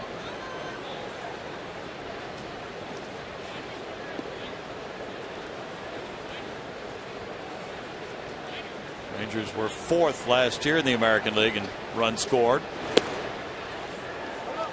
1 ball, 1 strike in their ballpark. It's definitely weighted toward the hitters. Being so warm, just an ideal hitter's park. Very tough place to pitch. They've scored more runs in the history of interleague play than any other team. Play like a kid.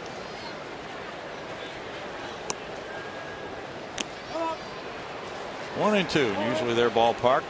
Rangers ballpark in Arlington is at or near the top of the charts in average runs per game.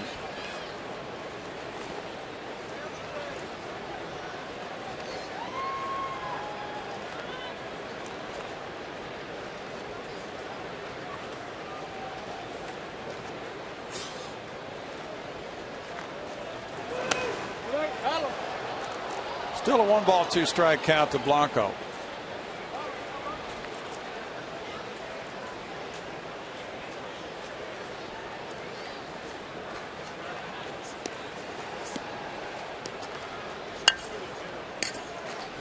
Michael Bourne shading in left center.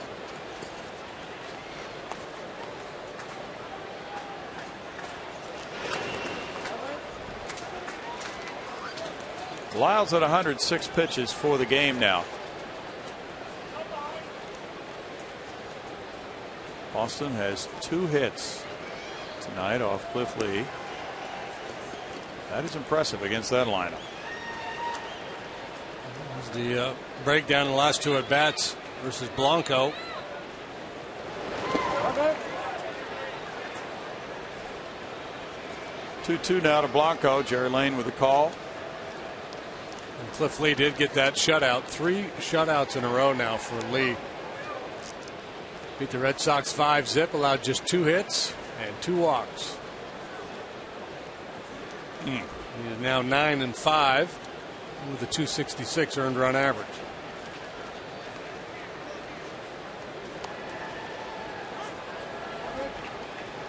Be interesting to see how many all-star starting pitchers come from that Phillies. You could really make a case for 3.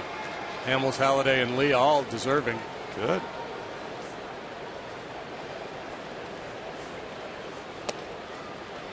Three balls, 2 strikes now to Blanco.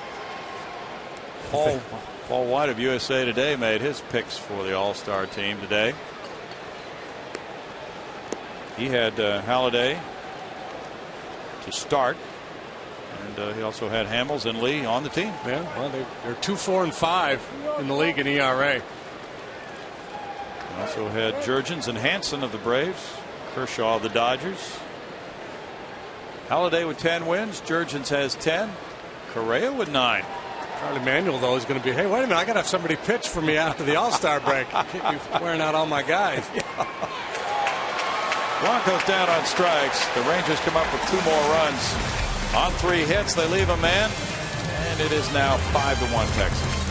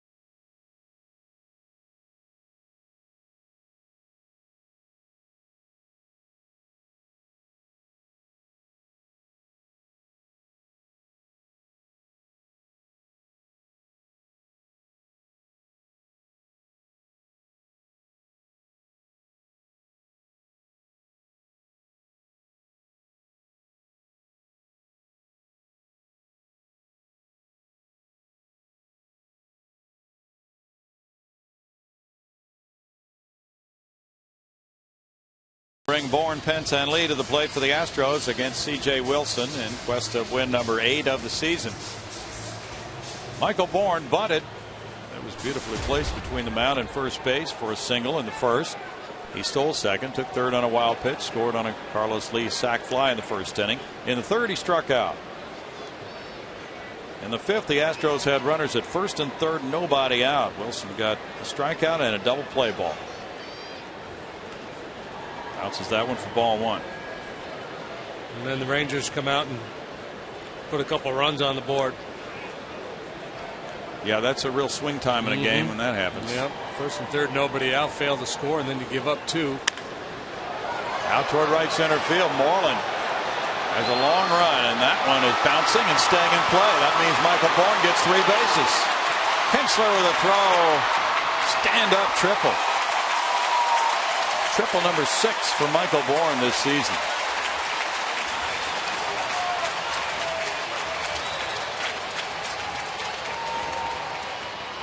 Speed gets you a lot of different ways. The bunt single in the first, and now the shot into the alley turns into a 3-bagger.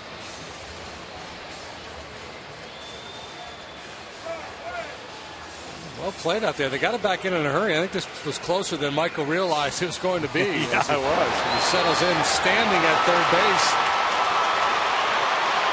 Well, broke stride a little bit there. Yep. Getting ready to turn second. Fielders lay back for Hunter Pence. He's grounded out and walked tonight. That's ball 1. Moreland is making his 27th start in right field this year. Plays first base as well. Hamilton usually plays left field, but with no DH, he's in center.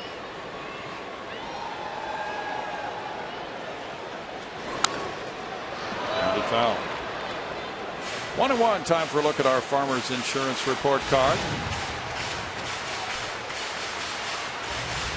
Hunter Pence is 101 homers, 367 runs batted in, makes him one of 4 players born in Texas to reach those milestones since 2007. Lance Berkman, Adam Dunn, and Chris Young of Arizona.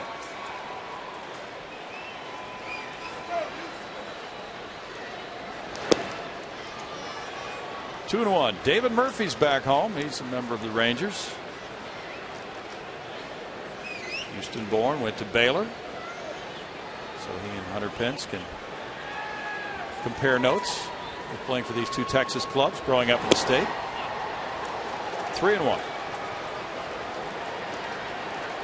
The Giants are trying to sweep a twin bill from the Cubs at Wrigley. San Francisco won this afternoon 13-7. Ryan Vogelsong going to 6-1 with that win. With home run support from Pat Burrell, number 7, Miguel Tejada, number 2. And Carlos Pena hit number 17 for the Cubs. He's got 17 now. Yeah.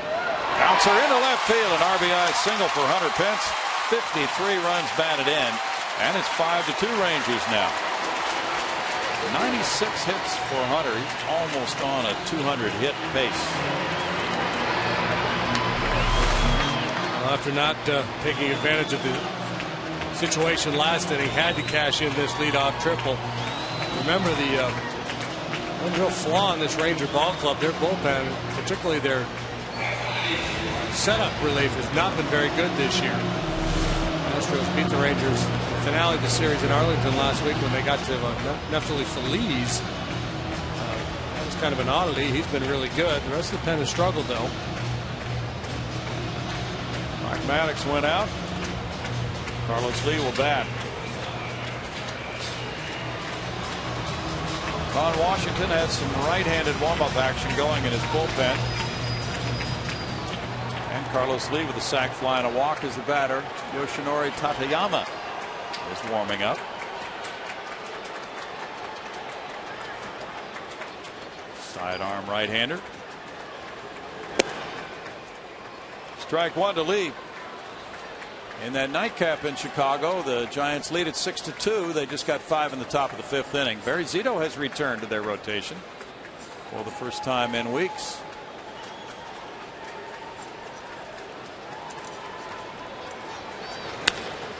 Out toward right center field again. Hamilton giving pursuit, and Hamilton lays out for it. Tremendous play on the warning track by Hamilton in right center field. Wow. Oh, really carrying well to right center field tonight. And that is one spectacular play by Josh Hamilton. A man who can do it all on a baseball field. Speed, power, great arm, and willing to give up the body. Very fine catch. Sliding on a warning track. That's another run in and a man standing on second base at least if he doesn't make that play. It's only his 10th start in center field. Del Rosario continues to warm up. Keppinger, the batter, 0 for 2. Strike one to him with Chris Johnson on deck. Keppinger, one of the best in the business against left-handed pitching.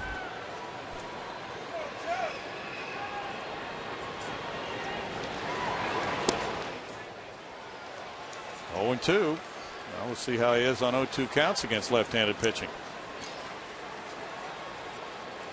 Career .338 against southpaws. He's always been good, even with 2 strikes. Obviously, the numbers go down significantly with 2 strikes for any hitter, but he's better than most in 2-strike situations. Keppinger's only struck out 6 times this year. He's had 112 at bats.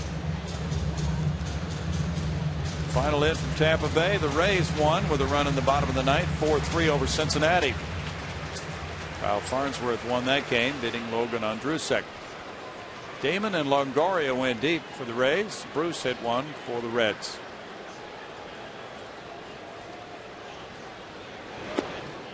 Bruce has got to be closing in on 20, doesn't he? He has 18.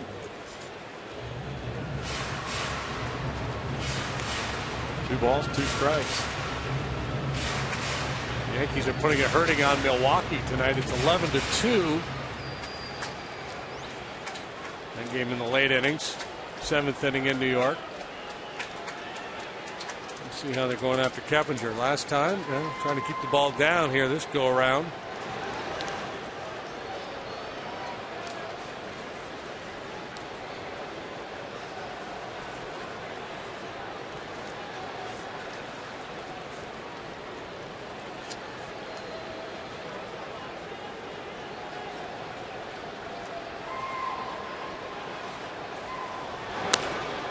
Rolled out to shortstop. Blanco falls, gets it to second. Kinsler. No, Bob. Bob, that is not an out at first. He anticipated. He was cranking that up before the play was even finished. Well, he called him out, but Brad Mills is going to let him know that was not the right call. Yeah, he started into his motion and he went through with it. Blanco goes to his backside. It's kind of fun to watch, but Keppinger beat that play at first base. 5-2 Texas.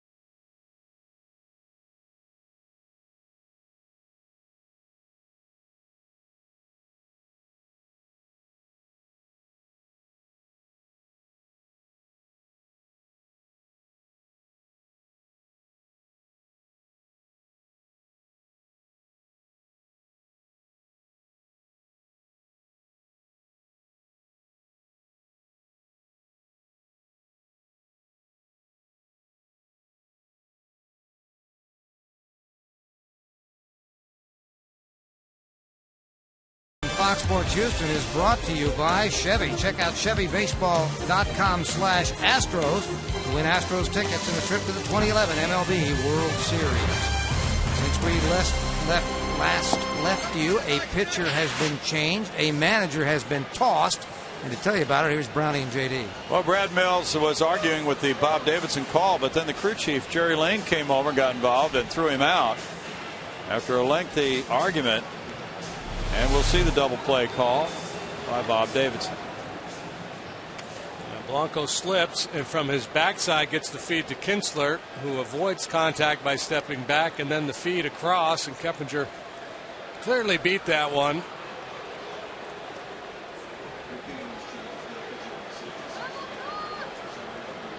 And as Millsy was pressing his case with Davidson, Jerry Lane came over to try to end the conversation. He could read Brad's lips. Let's watch the play first. Carlos Lee gets it to Del Rosario just in the game and gets Hamilton on a good play from 3-1, one out in the seventh. Well, basically, I think Brad was telling Jerry Lane, why do you have to come over here and protect Bob? I mean, Bob's been a major league umpire for a long, long time.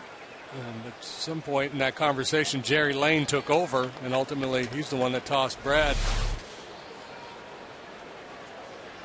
I'm sure that's probably something that the umpires have discussed in their meetings with the supervisors, and they said, look, once the manager's had his piece, let's get the crew chief over there to get separation between the two guys if things get heated. Jason Michaels is in the game in left field, or Jason Bourgeois, who was 0 for 3. J. Mike in the 9-hole.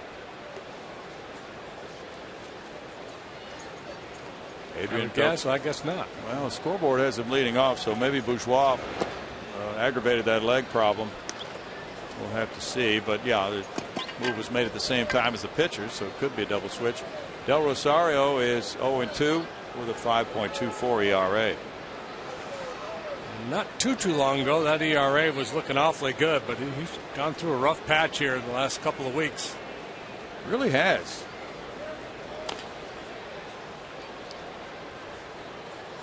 Two balls and a strike to Beltre. Well, when his sinker is working, he could make it look pretty simple. When it's not working, that's when the ERA goes up.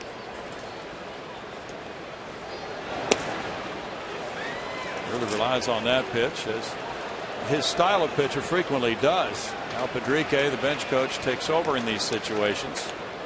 And Brad Mills has been thrown out. 2 balls, 2 strikes. Is that third or fourth one for Brad this year? We're going to check. It's number 4. Rolled out to second. Temperature over to Lee. 2 down. Chevy is proud to support youth baseball leagues in your local community. If you'd like to learn more about that, go to youthsportswired.com. 4 different umpires have tossed Brad Mills. Jim Joyce, Joe West, Jeff Nelson, and Jerry Lane. What about the Jays? Jim, Jeff, Joe, and Jerry. Michael Young singled in the third. He's 1 for 3. Ball 1 to Michael. Ron Washington thinks being a DH quite a bit will help Michael Young's legs stay fresh for later on in the season. Of course, Michael wanted to be a third baseman. Tap, and it's charged by Barmas. Good transfer for out number 3. 3 ground ball outs for Anario Del Rosario. 7th inning stretch time finds the Rangers leading at 5-2.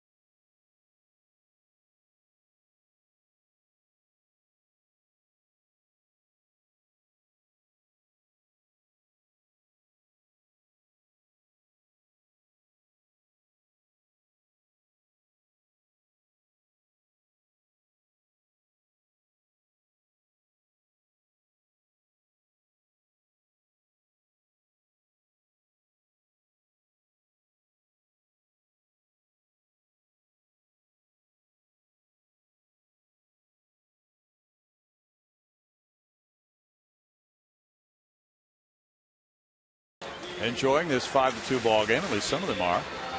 And the others who aren't are hoping for a furious Astros finish. Johnson, Barmas, and Corporon due up here in the bottom of the 7th inning. And C.J. Wilson bearing down for win number 8 of the season. Chris Johnson got the second hit allowed by Wilson. That was a grounder off his leg on through into right field. C.J.'s 1 for 2.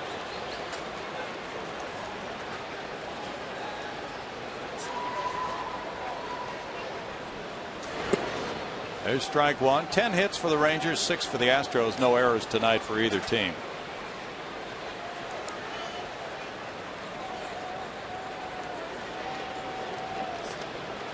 We saw this in Arlington. The Rangers outfielders typically play everybody the other way, at least a step or two. And the right fielder fairly tight to the line. That's the case with Chris Johnson here as well. Gary Pettis directs where the outfielders play. Of course, we see a lot of teams play the outfield in this ballpark this way because the left fielder plays over at the end of the scoreboard to kind of protect that alley, and that allows the center fielder to shift a little bit towards right center.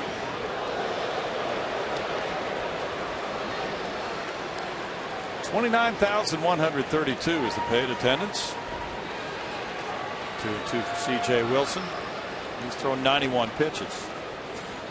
54 have been strikes.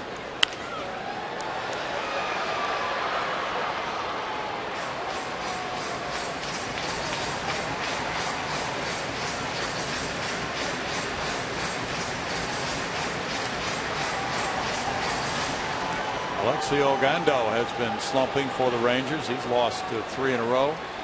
Tough starts. Fernando Abad's warming up for the Astros right now, a lefty. Beltre fields the one hopper. That's 1 out in the 7th. Clint Barmas, who doubled to left center in the 5th, is 1 for 2. The Rangers could be getting 3 pitchers back fairly soon.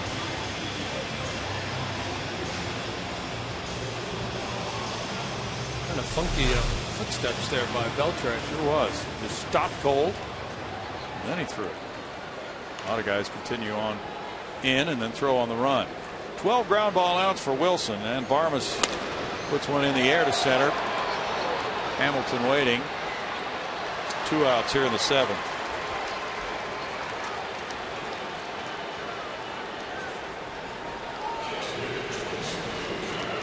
Carlos Corporon hit a sharp single into left field in the 5th inning. He's 1 for 2.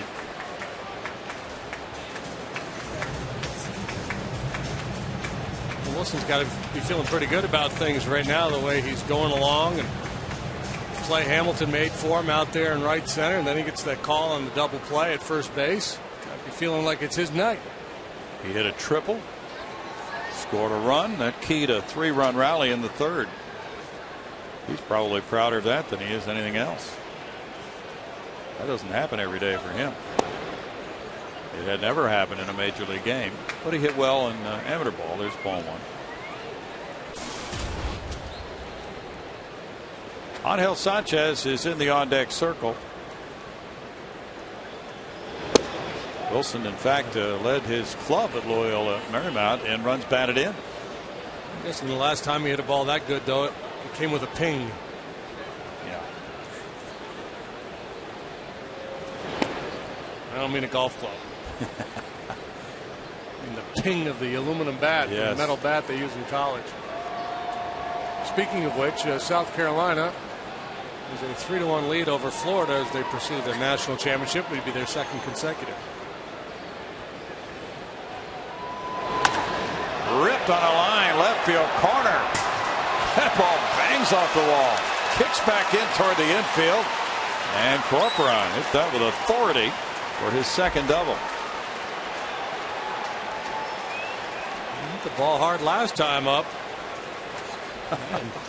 Knocking down the scoreboard. Put a dent in that number 3. You unloaded on that baby. Guys in the scoreboard are under attack. That brings out Mike Maddox. With the pinch hitter Sanchez having been announced. Jordan Lyles in 6 innings allowed 10 hits, 5 runs. Milwaukee 2, Fanning 2. Now Del Rosario went 1 hitless inning with 3 ground ball outs. And it's Sanchez coming up to pinch hit for an Ariel Del Rosario. Cliff Lee 5-0 this month. Verlander 5-0 in his last 5. Freddie Gonzalez now is 47 as the youngest manager in the NL East, where the average age is 65. Fausto Carmona is 1-5 with a 7.62 ERA this month, and Ibanez in quite a slump. It's kind of been Ibanez's story since joining the Phillies. Go on a tear for a month or two and then go into a deep funk. Freddie Gonzalez is the youngest by a wide margin. Terry Collins is the second youngest manager in that division. He's 62, I believe. And Davey Johnson was just hired by the Nationals. He's 68. Jack McKeon's 80. Ball 1 to Sanchez. Former managers all across this great land are starting to check their phone a little more often. They are. Buddy Herzog's probably drumming his fingers, waiting for a call.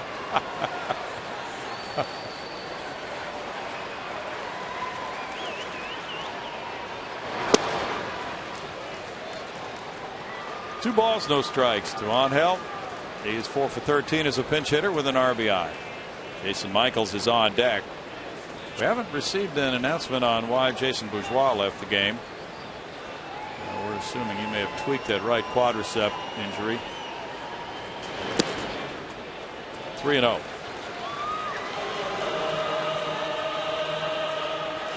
101 pitches now for Wilson with those excellent numbers for CJ. Strained right quad. The announcement just coming on Jason Bourgeois. So that was the injury that he was trying to nurse, and it flared up on him tonight. Get into that double play in the 5th inning, and that might have been when he aggravated it. He had to bust it up the line. We were talking before the game about that, and he hoped not to have to do that, but baseball situations demand it sometimes. Torrealba out on a 3-1 count to Sanchez. C.J. Wilson gave up 11 hits when he faced the Astros last week at Texas in 6 2/3 innings. That was the most he had ever allowed in a major league game. He's 3-0 in his last 6 starts with an ERA under 3. Now 3-2 to Sanchez. Swisher and Teixeira have homered for the Yankees against Milwaukee. 24 bombs for Mark Teixeira, former Texas Ranger. They made a super deal when they traded him to the Atlanta Braves in a big package. Caught looking to end the Astros 7th. No runs a hit. Runner stranded. 5-2 Rangers through 7.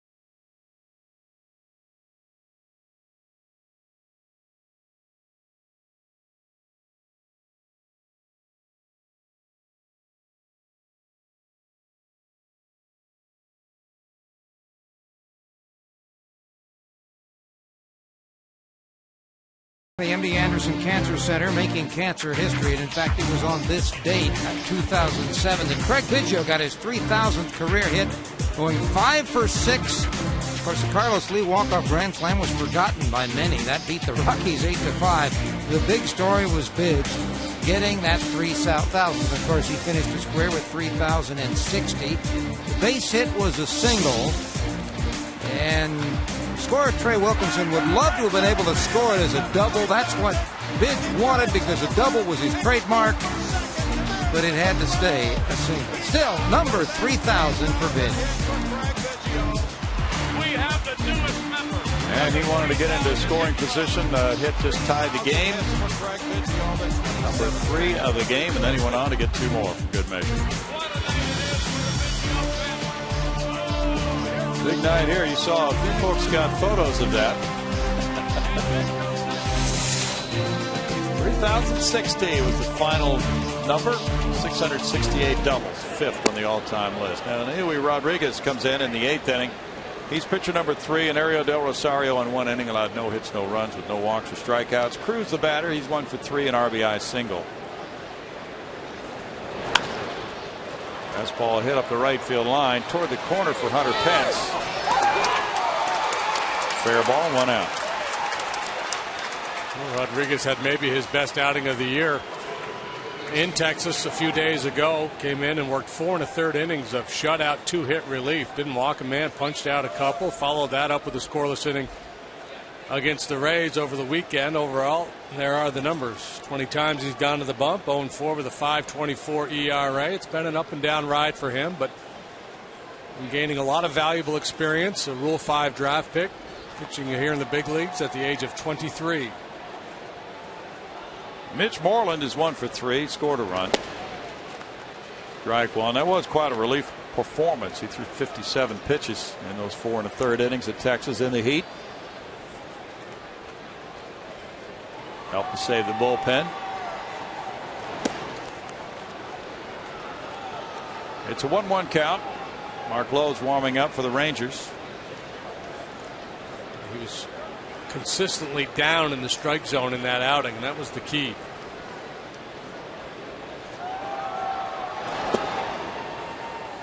Two and 1. Zach Greinke took a hit on his ERA tonight against the Yankees, giving up 7 earned runs in 2 innings for Milwaukee. Sergio Escalona is warming up now for Houston, a lefty. Swisher hit a 3-run homer off Greinke in the 2nd.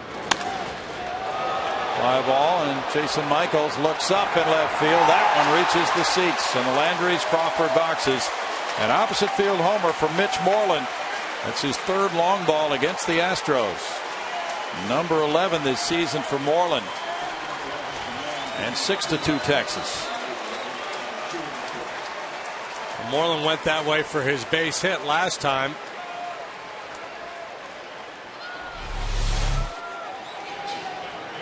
We talk so much about right-handed hitters trying to hook the ball or pull the ball into the Crawford boxes, but a left-hander can be rewarded for a good approach of letting the ball get deep, just staying back and trying to shoot it the other way. Do not have to hit the ball all that hard to hit it in the seats of the Crawford boxes. Torrealba's next. Looking at ball 1. He had the RBI double in the 6th inning to go 1 for 3. The Rangers, with 92 home runs this season, have hit 8 against the Astros in 4 games. 1-1. The Astros have been out-homered this season 96-44. And here at Minute Maid Park, they've been out-homered 58-21. Staggering numbers.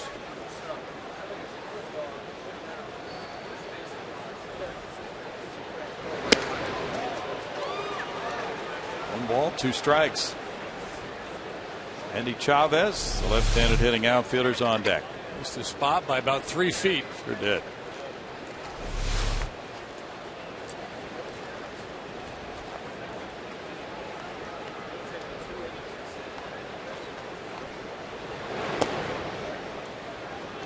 It's 2-2. The Astros have scored 318 runs. They've allowed 407.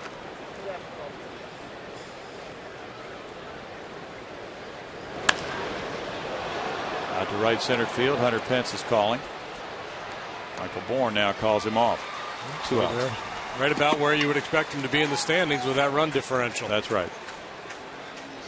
Now Andy Chavez will be the pinch hitter for C.J. Wilson, who is qualified for win number 8 of the season, going 7 innings tonight. The Astros had 7 hits and 2 runs off him. Ron Washington has to be very pleased with that effort. Chavez has been in a platoon situation in center field, hitting .321 with 2 homers. He's driven in 8. May stay in to play center now. We'll see. Strike 1.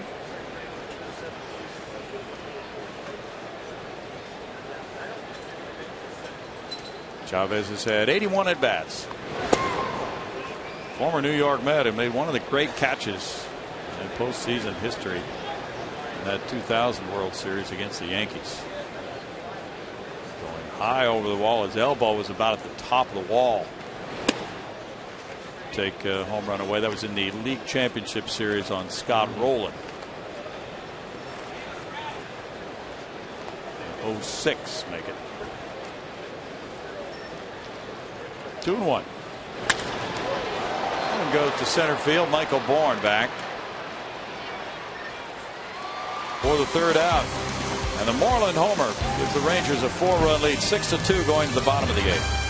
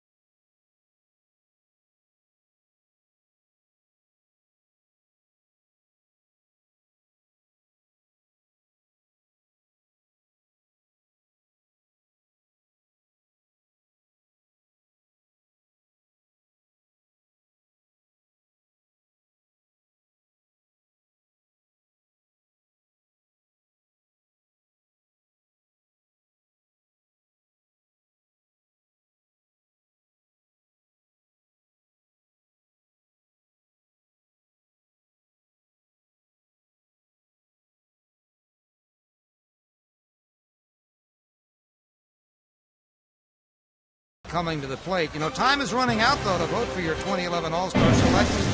You can help send Hunter Pence to the All-Star game by voting up to 25 times at Astros.com. Log on to Astros.com. Cast your ballot tonight. Voting ends tomorrow, though, at 10:59 p.m. Central Time.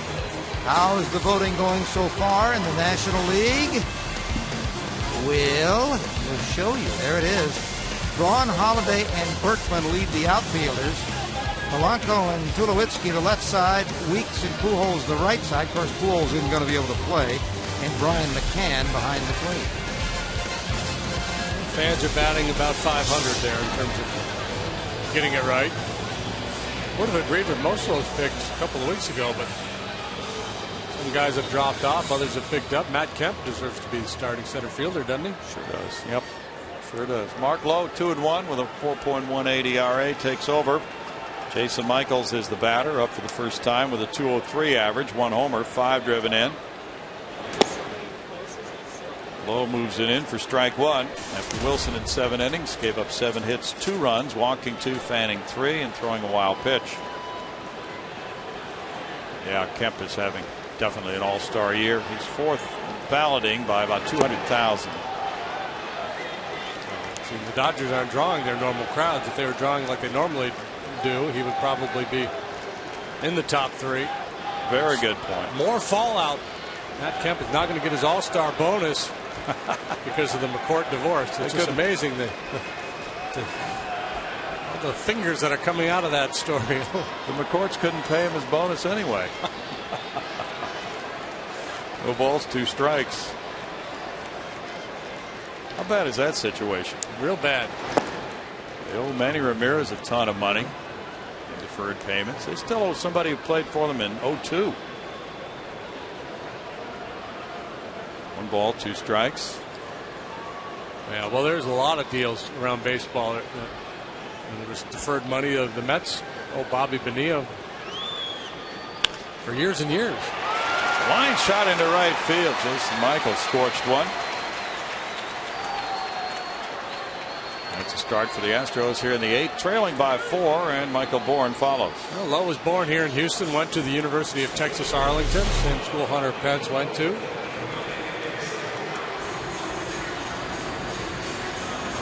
Turned out some pretty good players, that program. Dylan G. Ryan Roberts of the Diamondbacks. Yeah. Michael Bourne has a bunt single and a triple tonight in 3 trips. Pence is on deck. That was hit number 8 for the Astros. The Rangers have 11. We saw Lowe twice in the series in Arlington. Throws hard. And complements that with a good sinker, or a good slider, excuse me, and a changeup. Rangers got him in the Cliff Lee deal with the Mariners last year. Throws a strike there to even the count of 1-1. It's a little cheese at the knees right there, boy. 97, bottom of the knees. Coming right downhill, too, from that big, tall frame. That's a tough pitch to do anything with. 1-2. Lowe was at Round Rock, but recalled on the 4th of May. He had 5 straight scoreless innings under his belt until Sunday in the 9th. The Mets scored off him. Kinsler and Blanco set up for a double play with nobody out.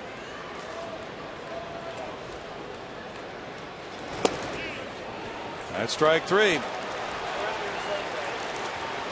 Strikeout number 4 for Ranger pitching. Situation there where Michael just has to be ready to hit that low 97, and he dropped a breaking ball, and he's able to throw for a strike. The hitter's pretty much defenseless.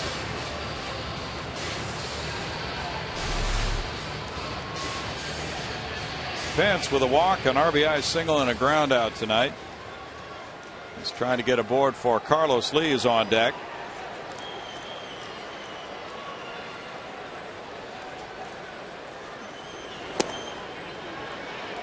The appeal goes to Bob Davidson. He rings it up as strike 1.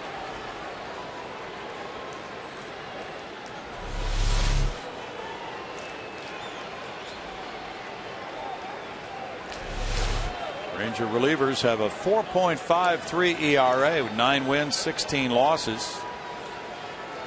And they have 19 saves, but they've blown 12. Should be getting Scott Feldman and Darren O'Day back shortly.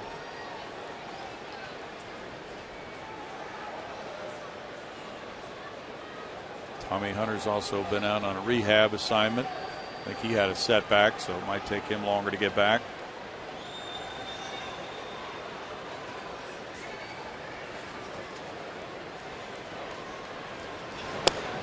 Rangers are not saying that Alexi Ogando will return to the bullpen, but his last 3 starts have not been good, so there's starting to be some speculation about that because he's piling up innings.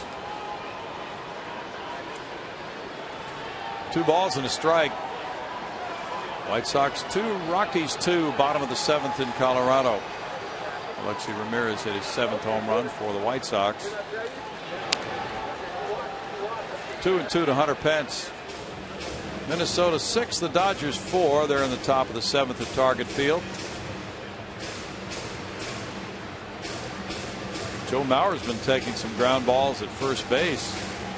Justin Morneau is going to be out for weeks now, so the thought is that Twins could get Mauer out from behind the plate some by playing him at first. Yeah, he's always been hesitant to do that because he doesn't want to move out from behind the plate, but sooner or later that might be the play for Mauer. Sure might. Fouled away, still 2-2. Missed a bunch of time earlier this year, and they just called it tired legs or something like that. Yes. But they never really put a medical name on it, did they? Not that I ever saw.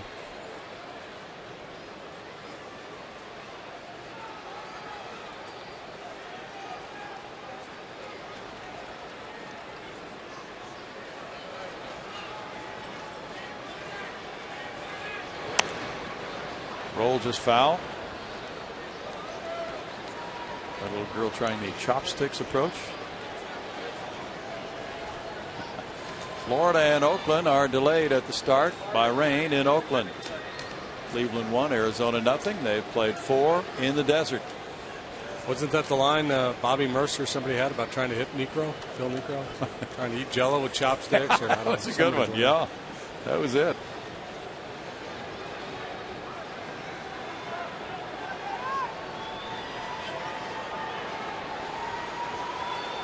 I guess you can look away. Dixieland.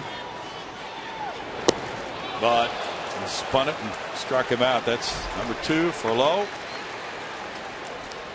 Now it's Carlos Lee. And if you're looking away, it's tough to hit that one. He went further away. Yeah.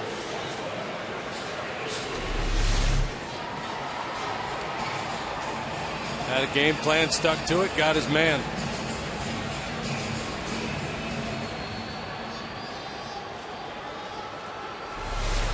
Carlos Lee is 0 for 1. Mets hit 2 grand slams tonight. Ooh. Jason Bay, Carlos Beltran, 14-3 beat down of the Detroit Tigers. Mets are above 500 for the first time since they were 3-2 at the start of the season. Interesting. Terry Collins is probably sleeping better at night than he was when we were in town. Oh, you know it.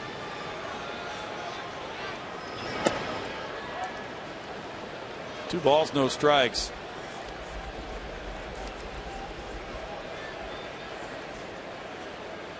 Well, the Phillies, with that pitching, they're going to be tough to stop. Atlanta's 5 back. 31-13, the Fightins are in their own ballpark. Kinsler gets the force play on Michaels. No runs, a hit, and a man left. We move to the 9th, 6-2 Rangers.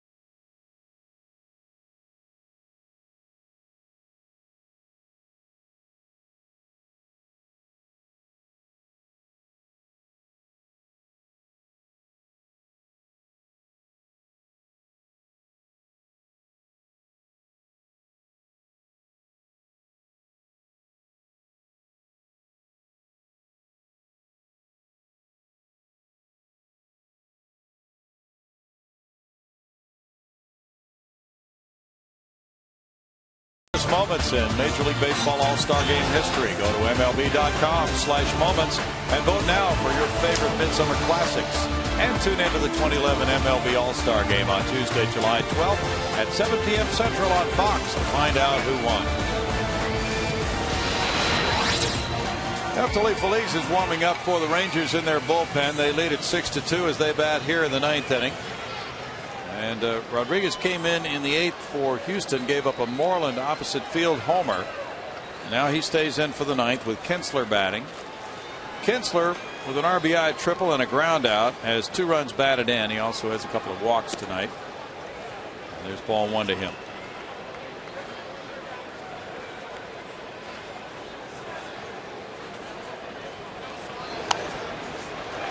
One ball, 1 strike.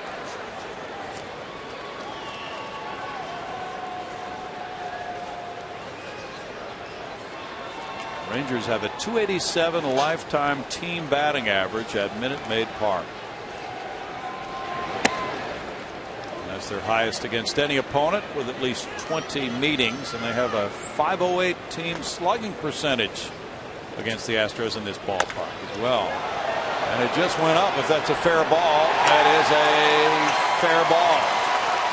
And now Kinsler takes the tour. He hits their 3rd long ball of the night. Kinsler with number 9 of the season. And it goes to 7-2 Rangers. I knew it was hit hard enough. The question is, was it hit high enough, and would it stay fair? And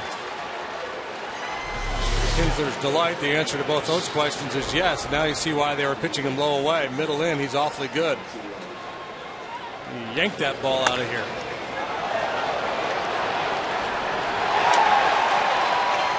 Hit number 12 makes it a 5-run lead. Andres Blanco is 1 for 4, a double. He takes a look at ball 1.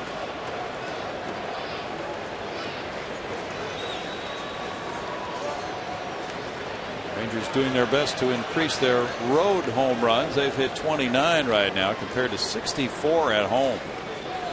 That's the biggest differential in the major leagues, home versus road long balls, but they're finding Minute Maid very much to their liking tonight.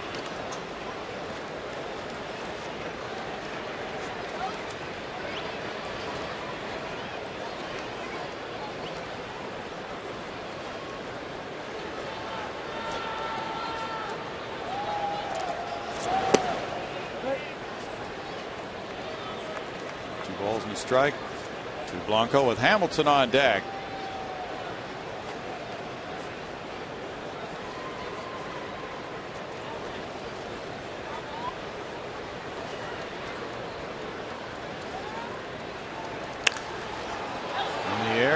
Chris Johnson is underneath, moving into foul territory. Now back fair. 1 out in the Ranger 9th.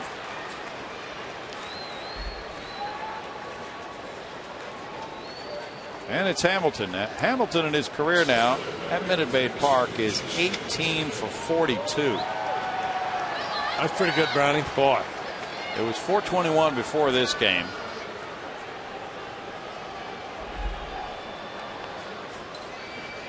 In his last 5 games here, he's now 14 for 23. There's ball 1. Beltre's on deck.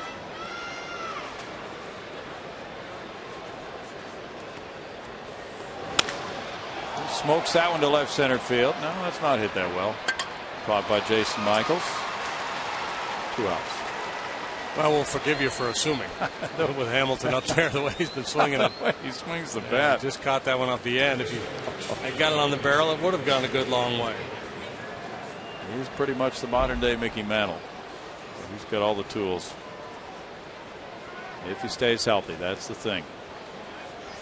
Beltre's 1 for 4. Ball 1 to him. Rangers trying for their 7th straight win at Minute Maid Park.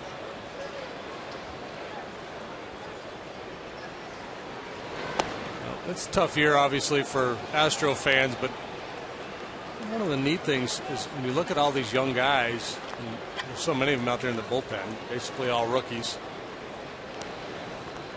Lopez has got a couple of years under his belt. It's just, you know, not just the pitchers, but the position players as well. CJ, Brett Wallace, and just, you know, how's it going to all shake out for them in the end? Are they going to be able to establish themselves and be big leaguers for a good long while, or is it going to fizzle on them. And a guy like Anuri Rodriguez clearly has good enough stuff to be a big league pitcher, but there's been a lot of guys that have come along that have had good enough stuff. Just how do you use that stuff? Michael Bourne goes back. He's calling in right center. And in the 9th inning, Kinsler rips a homer, and the Rangers take a 7-2 lead to the last of the ninth.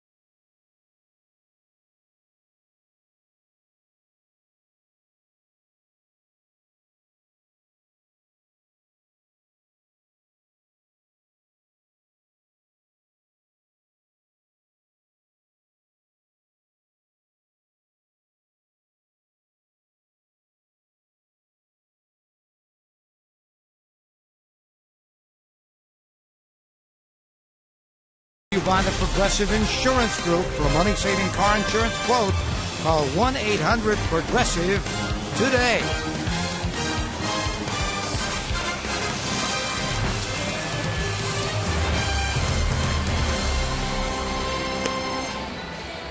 Inside Minute Maid Park, Yoshinori Tateyama comes out of the bullpen. Mark Lowe in 1 inning gave up 1 hit, no runs with no walks. He struck out 2.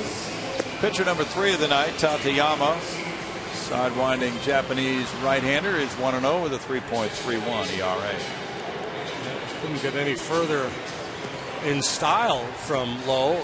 Lowe, a big, imposing guy out there with a 99-mile-an-hour heater. And Tateyama, a slight fella, a finesse guy, a little drop-down delivery.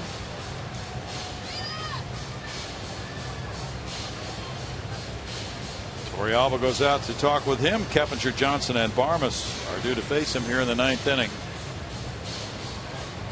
Tateyama has worked 4 scoreless innings with 5 strikeouts in his last 5 games, retiring 11 of the 12 batters he's faced.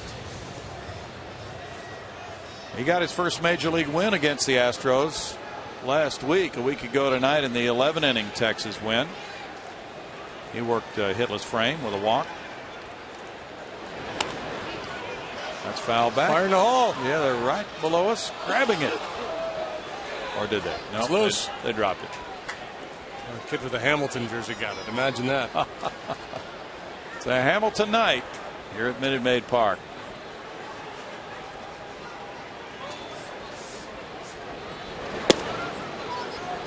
Keppinger takes it. It's 1 ball, 1 strike.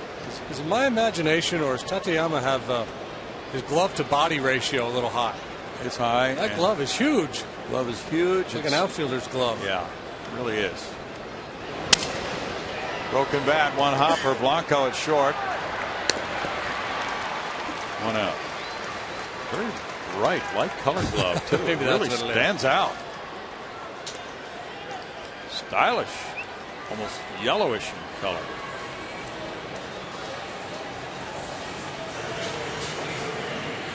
Chris Johnson's 1 for 3. This is what we've been reduced to. That's what we talk about now. Hey, here's a good note from the Mets game. Jose Reyes played in his 1,000th game tonight. He has 98 triples. Oh, that's foul. 360 stolen bases.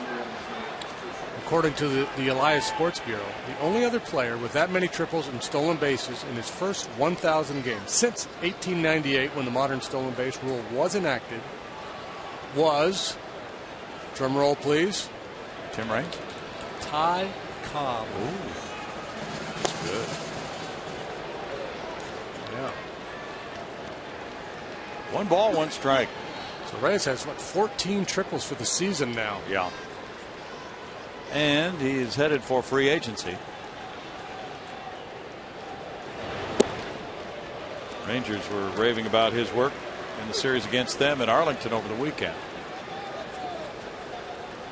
Yeah, he looked good when the Astros played him. He had a 4-hit game. He is putting it all together in a healthy season at presumably just the right time to cash in a major way. No, I mean, he's only 28 years old. Been around quite a while, but came up at a tender age. With his offensive talents and defensively, too, a very good player at shortstop.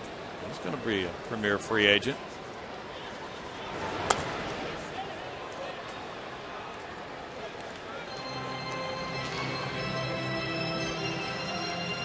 Boy, wouldn't that be something? The Yankees signed him. What's Jeter going to do? I don't know. I mean, baseball-wise, it would be a heck of a move. Yes, it would.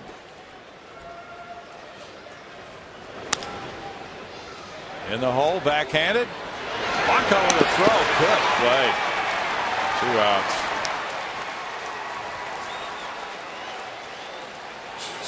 And Clint Barmas is the batter. He doubled in the 5th. He's 1 for 3. Now, Blanco's a good glove man, and he's got plenty to throw with, too.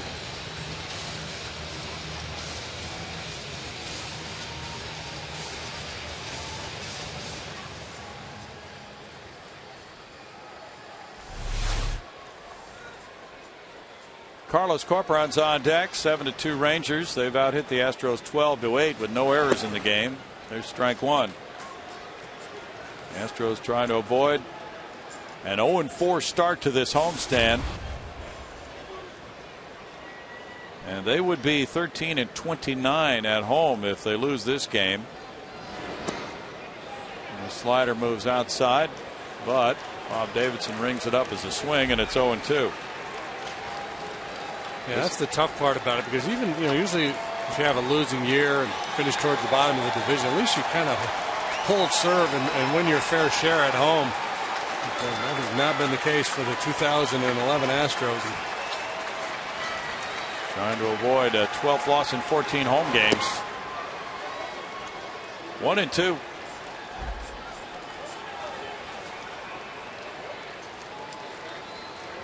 Rangers would make it a 3-1 record against the Astros if they won this game.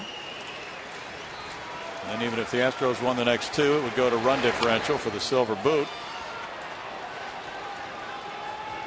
But the Rangers are up currently by 9 runs in the overall scoring in the series.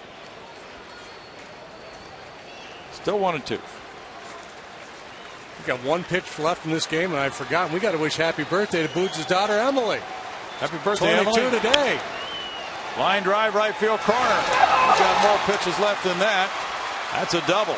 We got an Emily rally going on right here. Second double of the night for Barmas. Man reached over and touched it. Thank you, Clint. It felt horrible if we didn't get that birthday wish into Emily. I know about that. Right up the line, and then it kicks into the seats. That's 13 doubles for Barmas this season.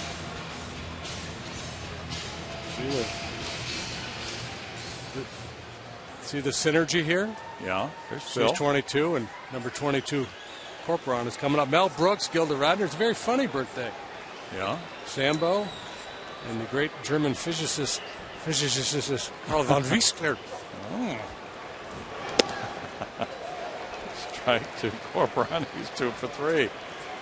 Didn't know about Carl until just now. Do we make those up, or are they legit? Legit. Okay.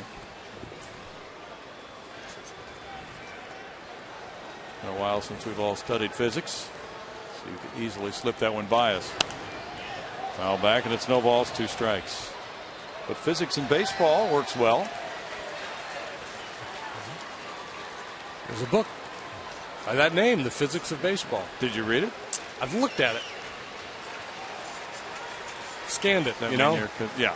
I'm not going to read that. It's too dry. You pick it up, you kind of pick a little here, a little there. It's heavy stuff. Brett Wallace is on deck. Pitcher Spadu up next. Just let Eric Bruntlett explain it to me. 1-2.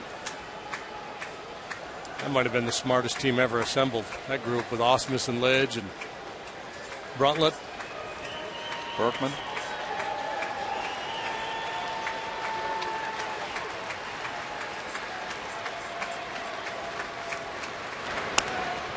Popped up foul. Still a 1-ball, 2-strike count. Another Hamilton got it. It's a problem. We got too many Hamilton shirts here tonight. Well, with Milo fans are just wearing us out. That's what it's all about.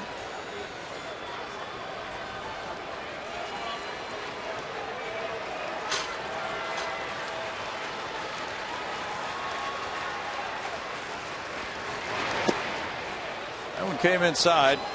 Ball 2. 2 balls, 2 strikes.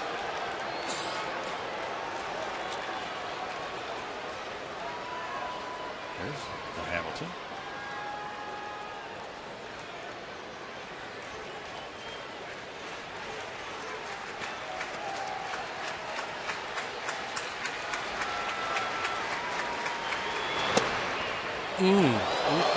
That was close. 3-2. Ryan Knight is not going to give it to Tateyama.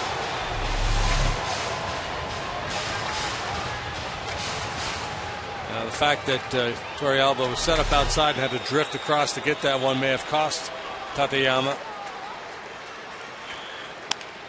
Ground ball up the middle. Blanco spins and throws off balance. Off target as well. Infield hit for Corporon. How about that? 3-hit night for Carlos. That a baby. Varmus to third.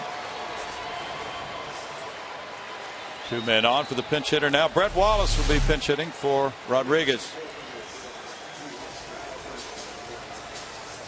Major league high for Corporon for hits in the game.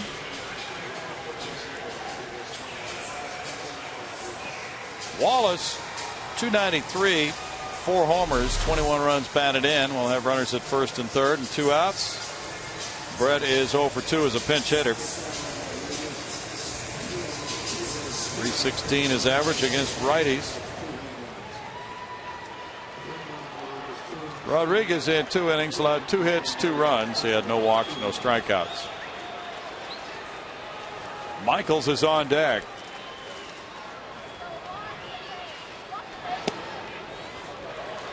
Strike to Wallace.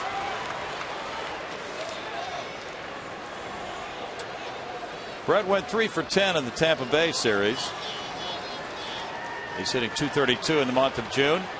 Infield is shifted around. Kinsler's on the outfield grass.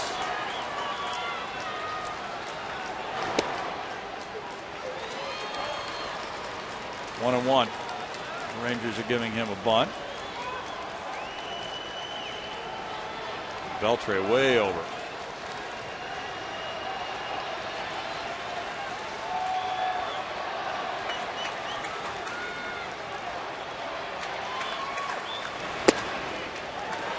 Now 1-2 to Wallace.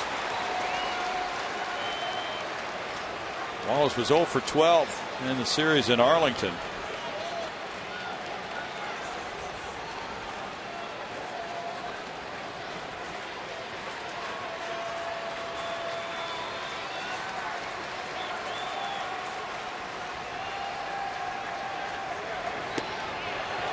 Tantalizingly slow. 2-2. 67-mile-an-hour changeup there. Wow. It's almost like an eephus pitch. It's so slow. Didn't have the big loop in it.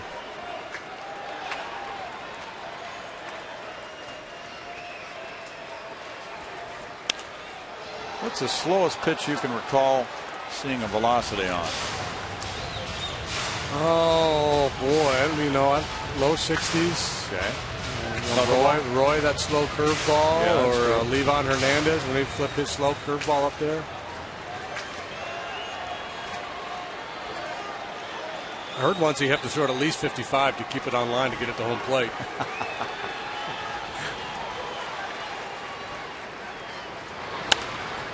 Fouled away by Wallace.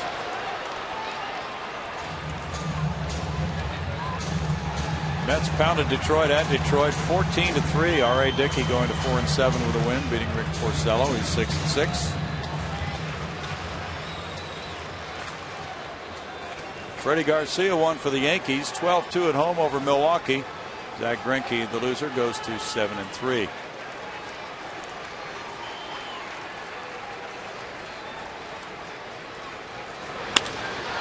Line shot to right field. In for a hit to make it 7-3. Corcoran going first to third. Moreland's throw off the glove of Beltre. And that's a pinch RBI single for Wallace.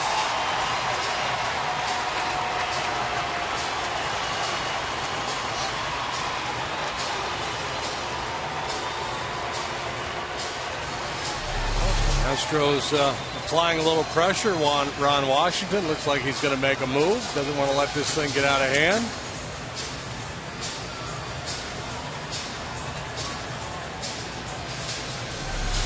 Well, he probably should have gotten to second base on that. Probably not significant at this stage. 7-3 lead for the Rangers. We'll be right back.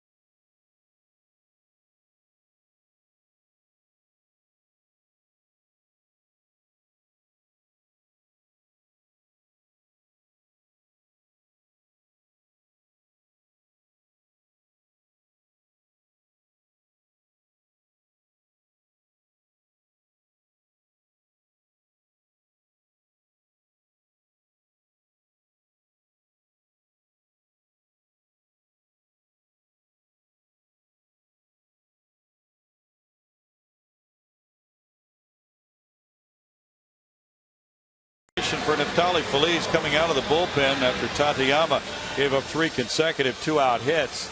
He is 14 for 18 in saves, but the Astros hung a loss on him and a blown save a week ago tomorrow night as he came in with a 3-1 lead in the 9th inning, and Matt Downs had a pinch hit 2-run homer to tag him with a loss in that game. The Astros put some real good swings on Feliz in that ball game. Numbers against the Astros in his young career not very impressive. Of course, a lot of that because of that outing we speak of. 2/3 of an inning, 4 hits, 4 runs, including the home run by Downs. Safe situation because the tying run is represented on deck. All he has to do is get 1 out before the Astros push 4 runs across to pick up that save. Jason Michaels lined a single to right field in the 8th inning. Wallace takes off for second without a play on him, and it's strike 1 call. Fielder's indifference getting Wallace from first to second base. The Astros have banged out 11 hits. The Rangers 12 tonight. Good play there. Torrealba with a backhand pickup out of the dirt. 1-1. Feliz, a very hard thrower. He struggles with his breaking pitch. So as a hitter, I think you're just kind of selling out fastball with Feliz. He's getting his breaking ball over. There's not a whole lot you can do about it. Feliz gave up 4 hits and 4 runs. 2/3 of an inning against the Astros. 1-2.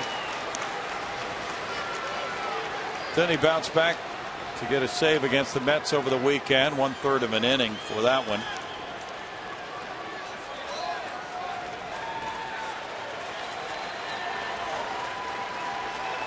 Fans are hoping Michaels can keep it going. Time call by J. Mike with Michael Bourne on deck.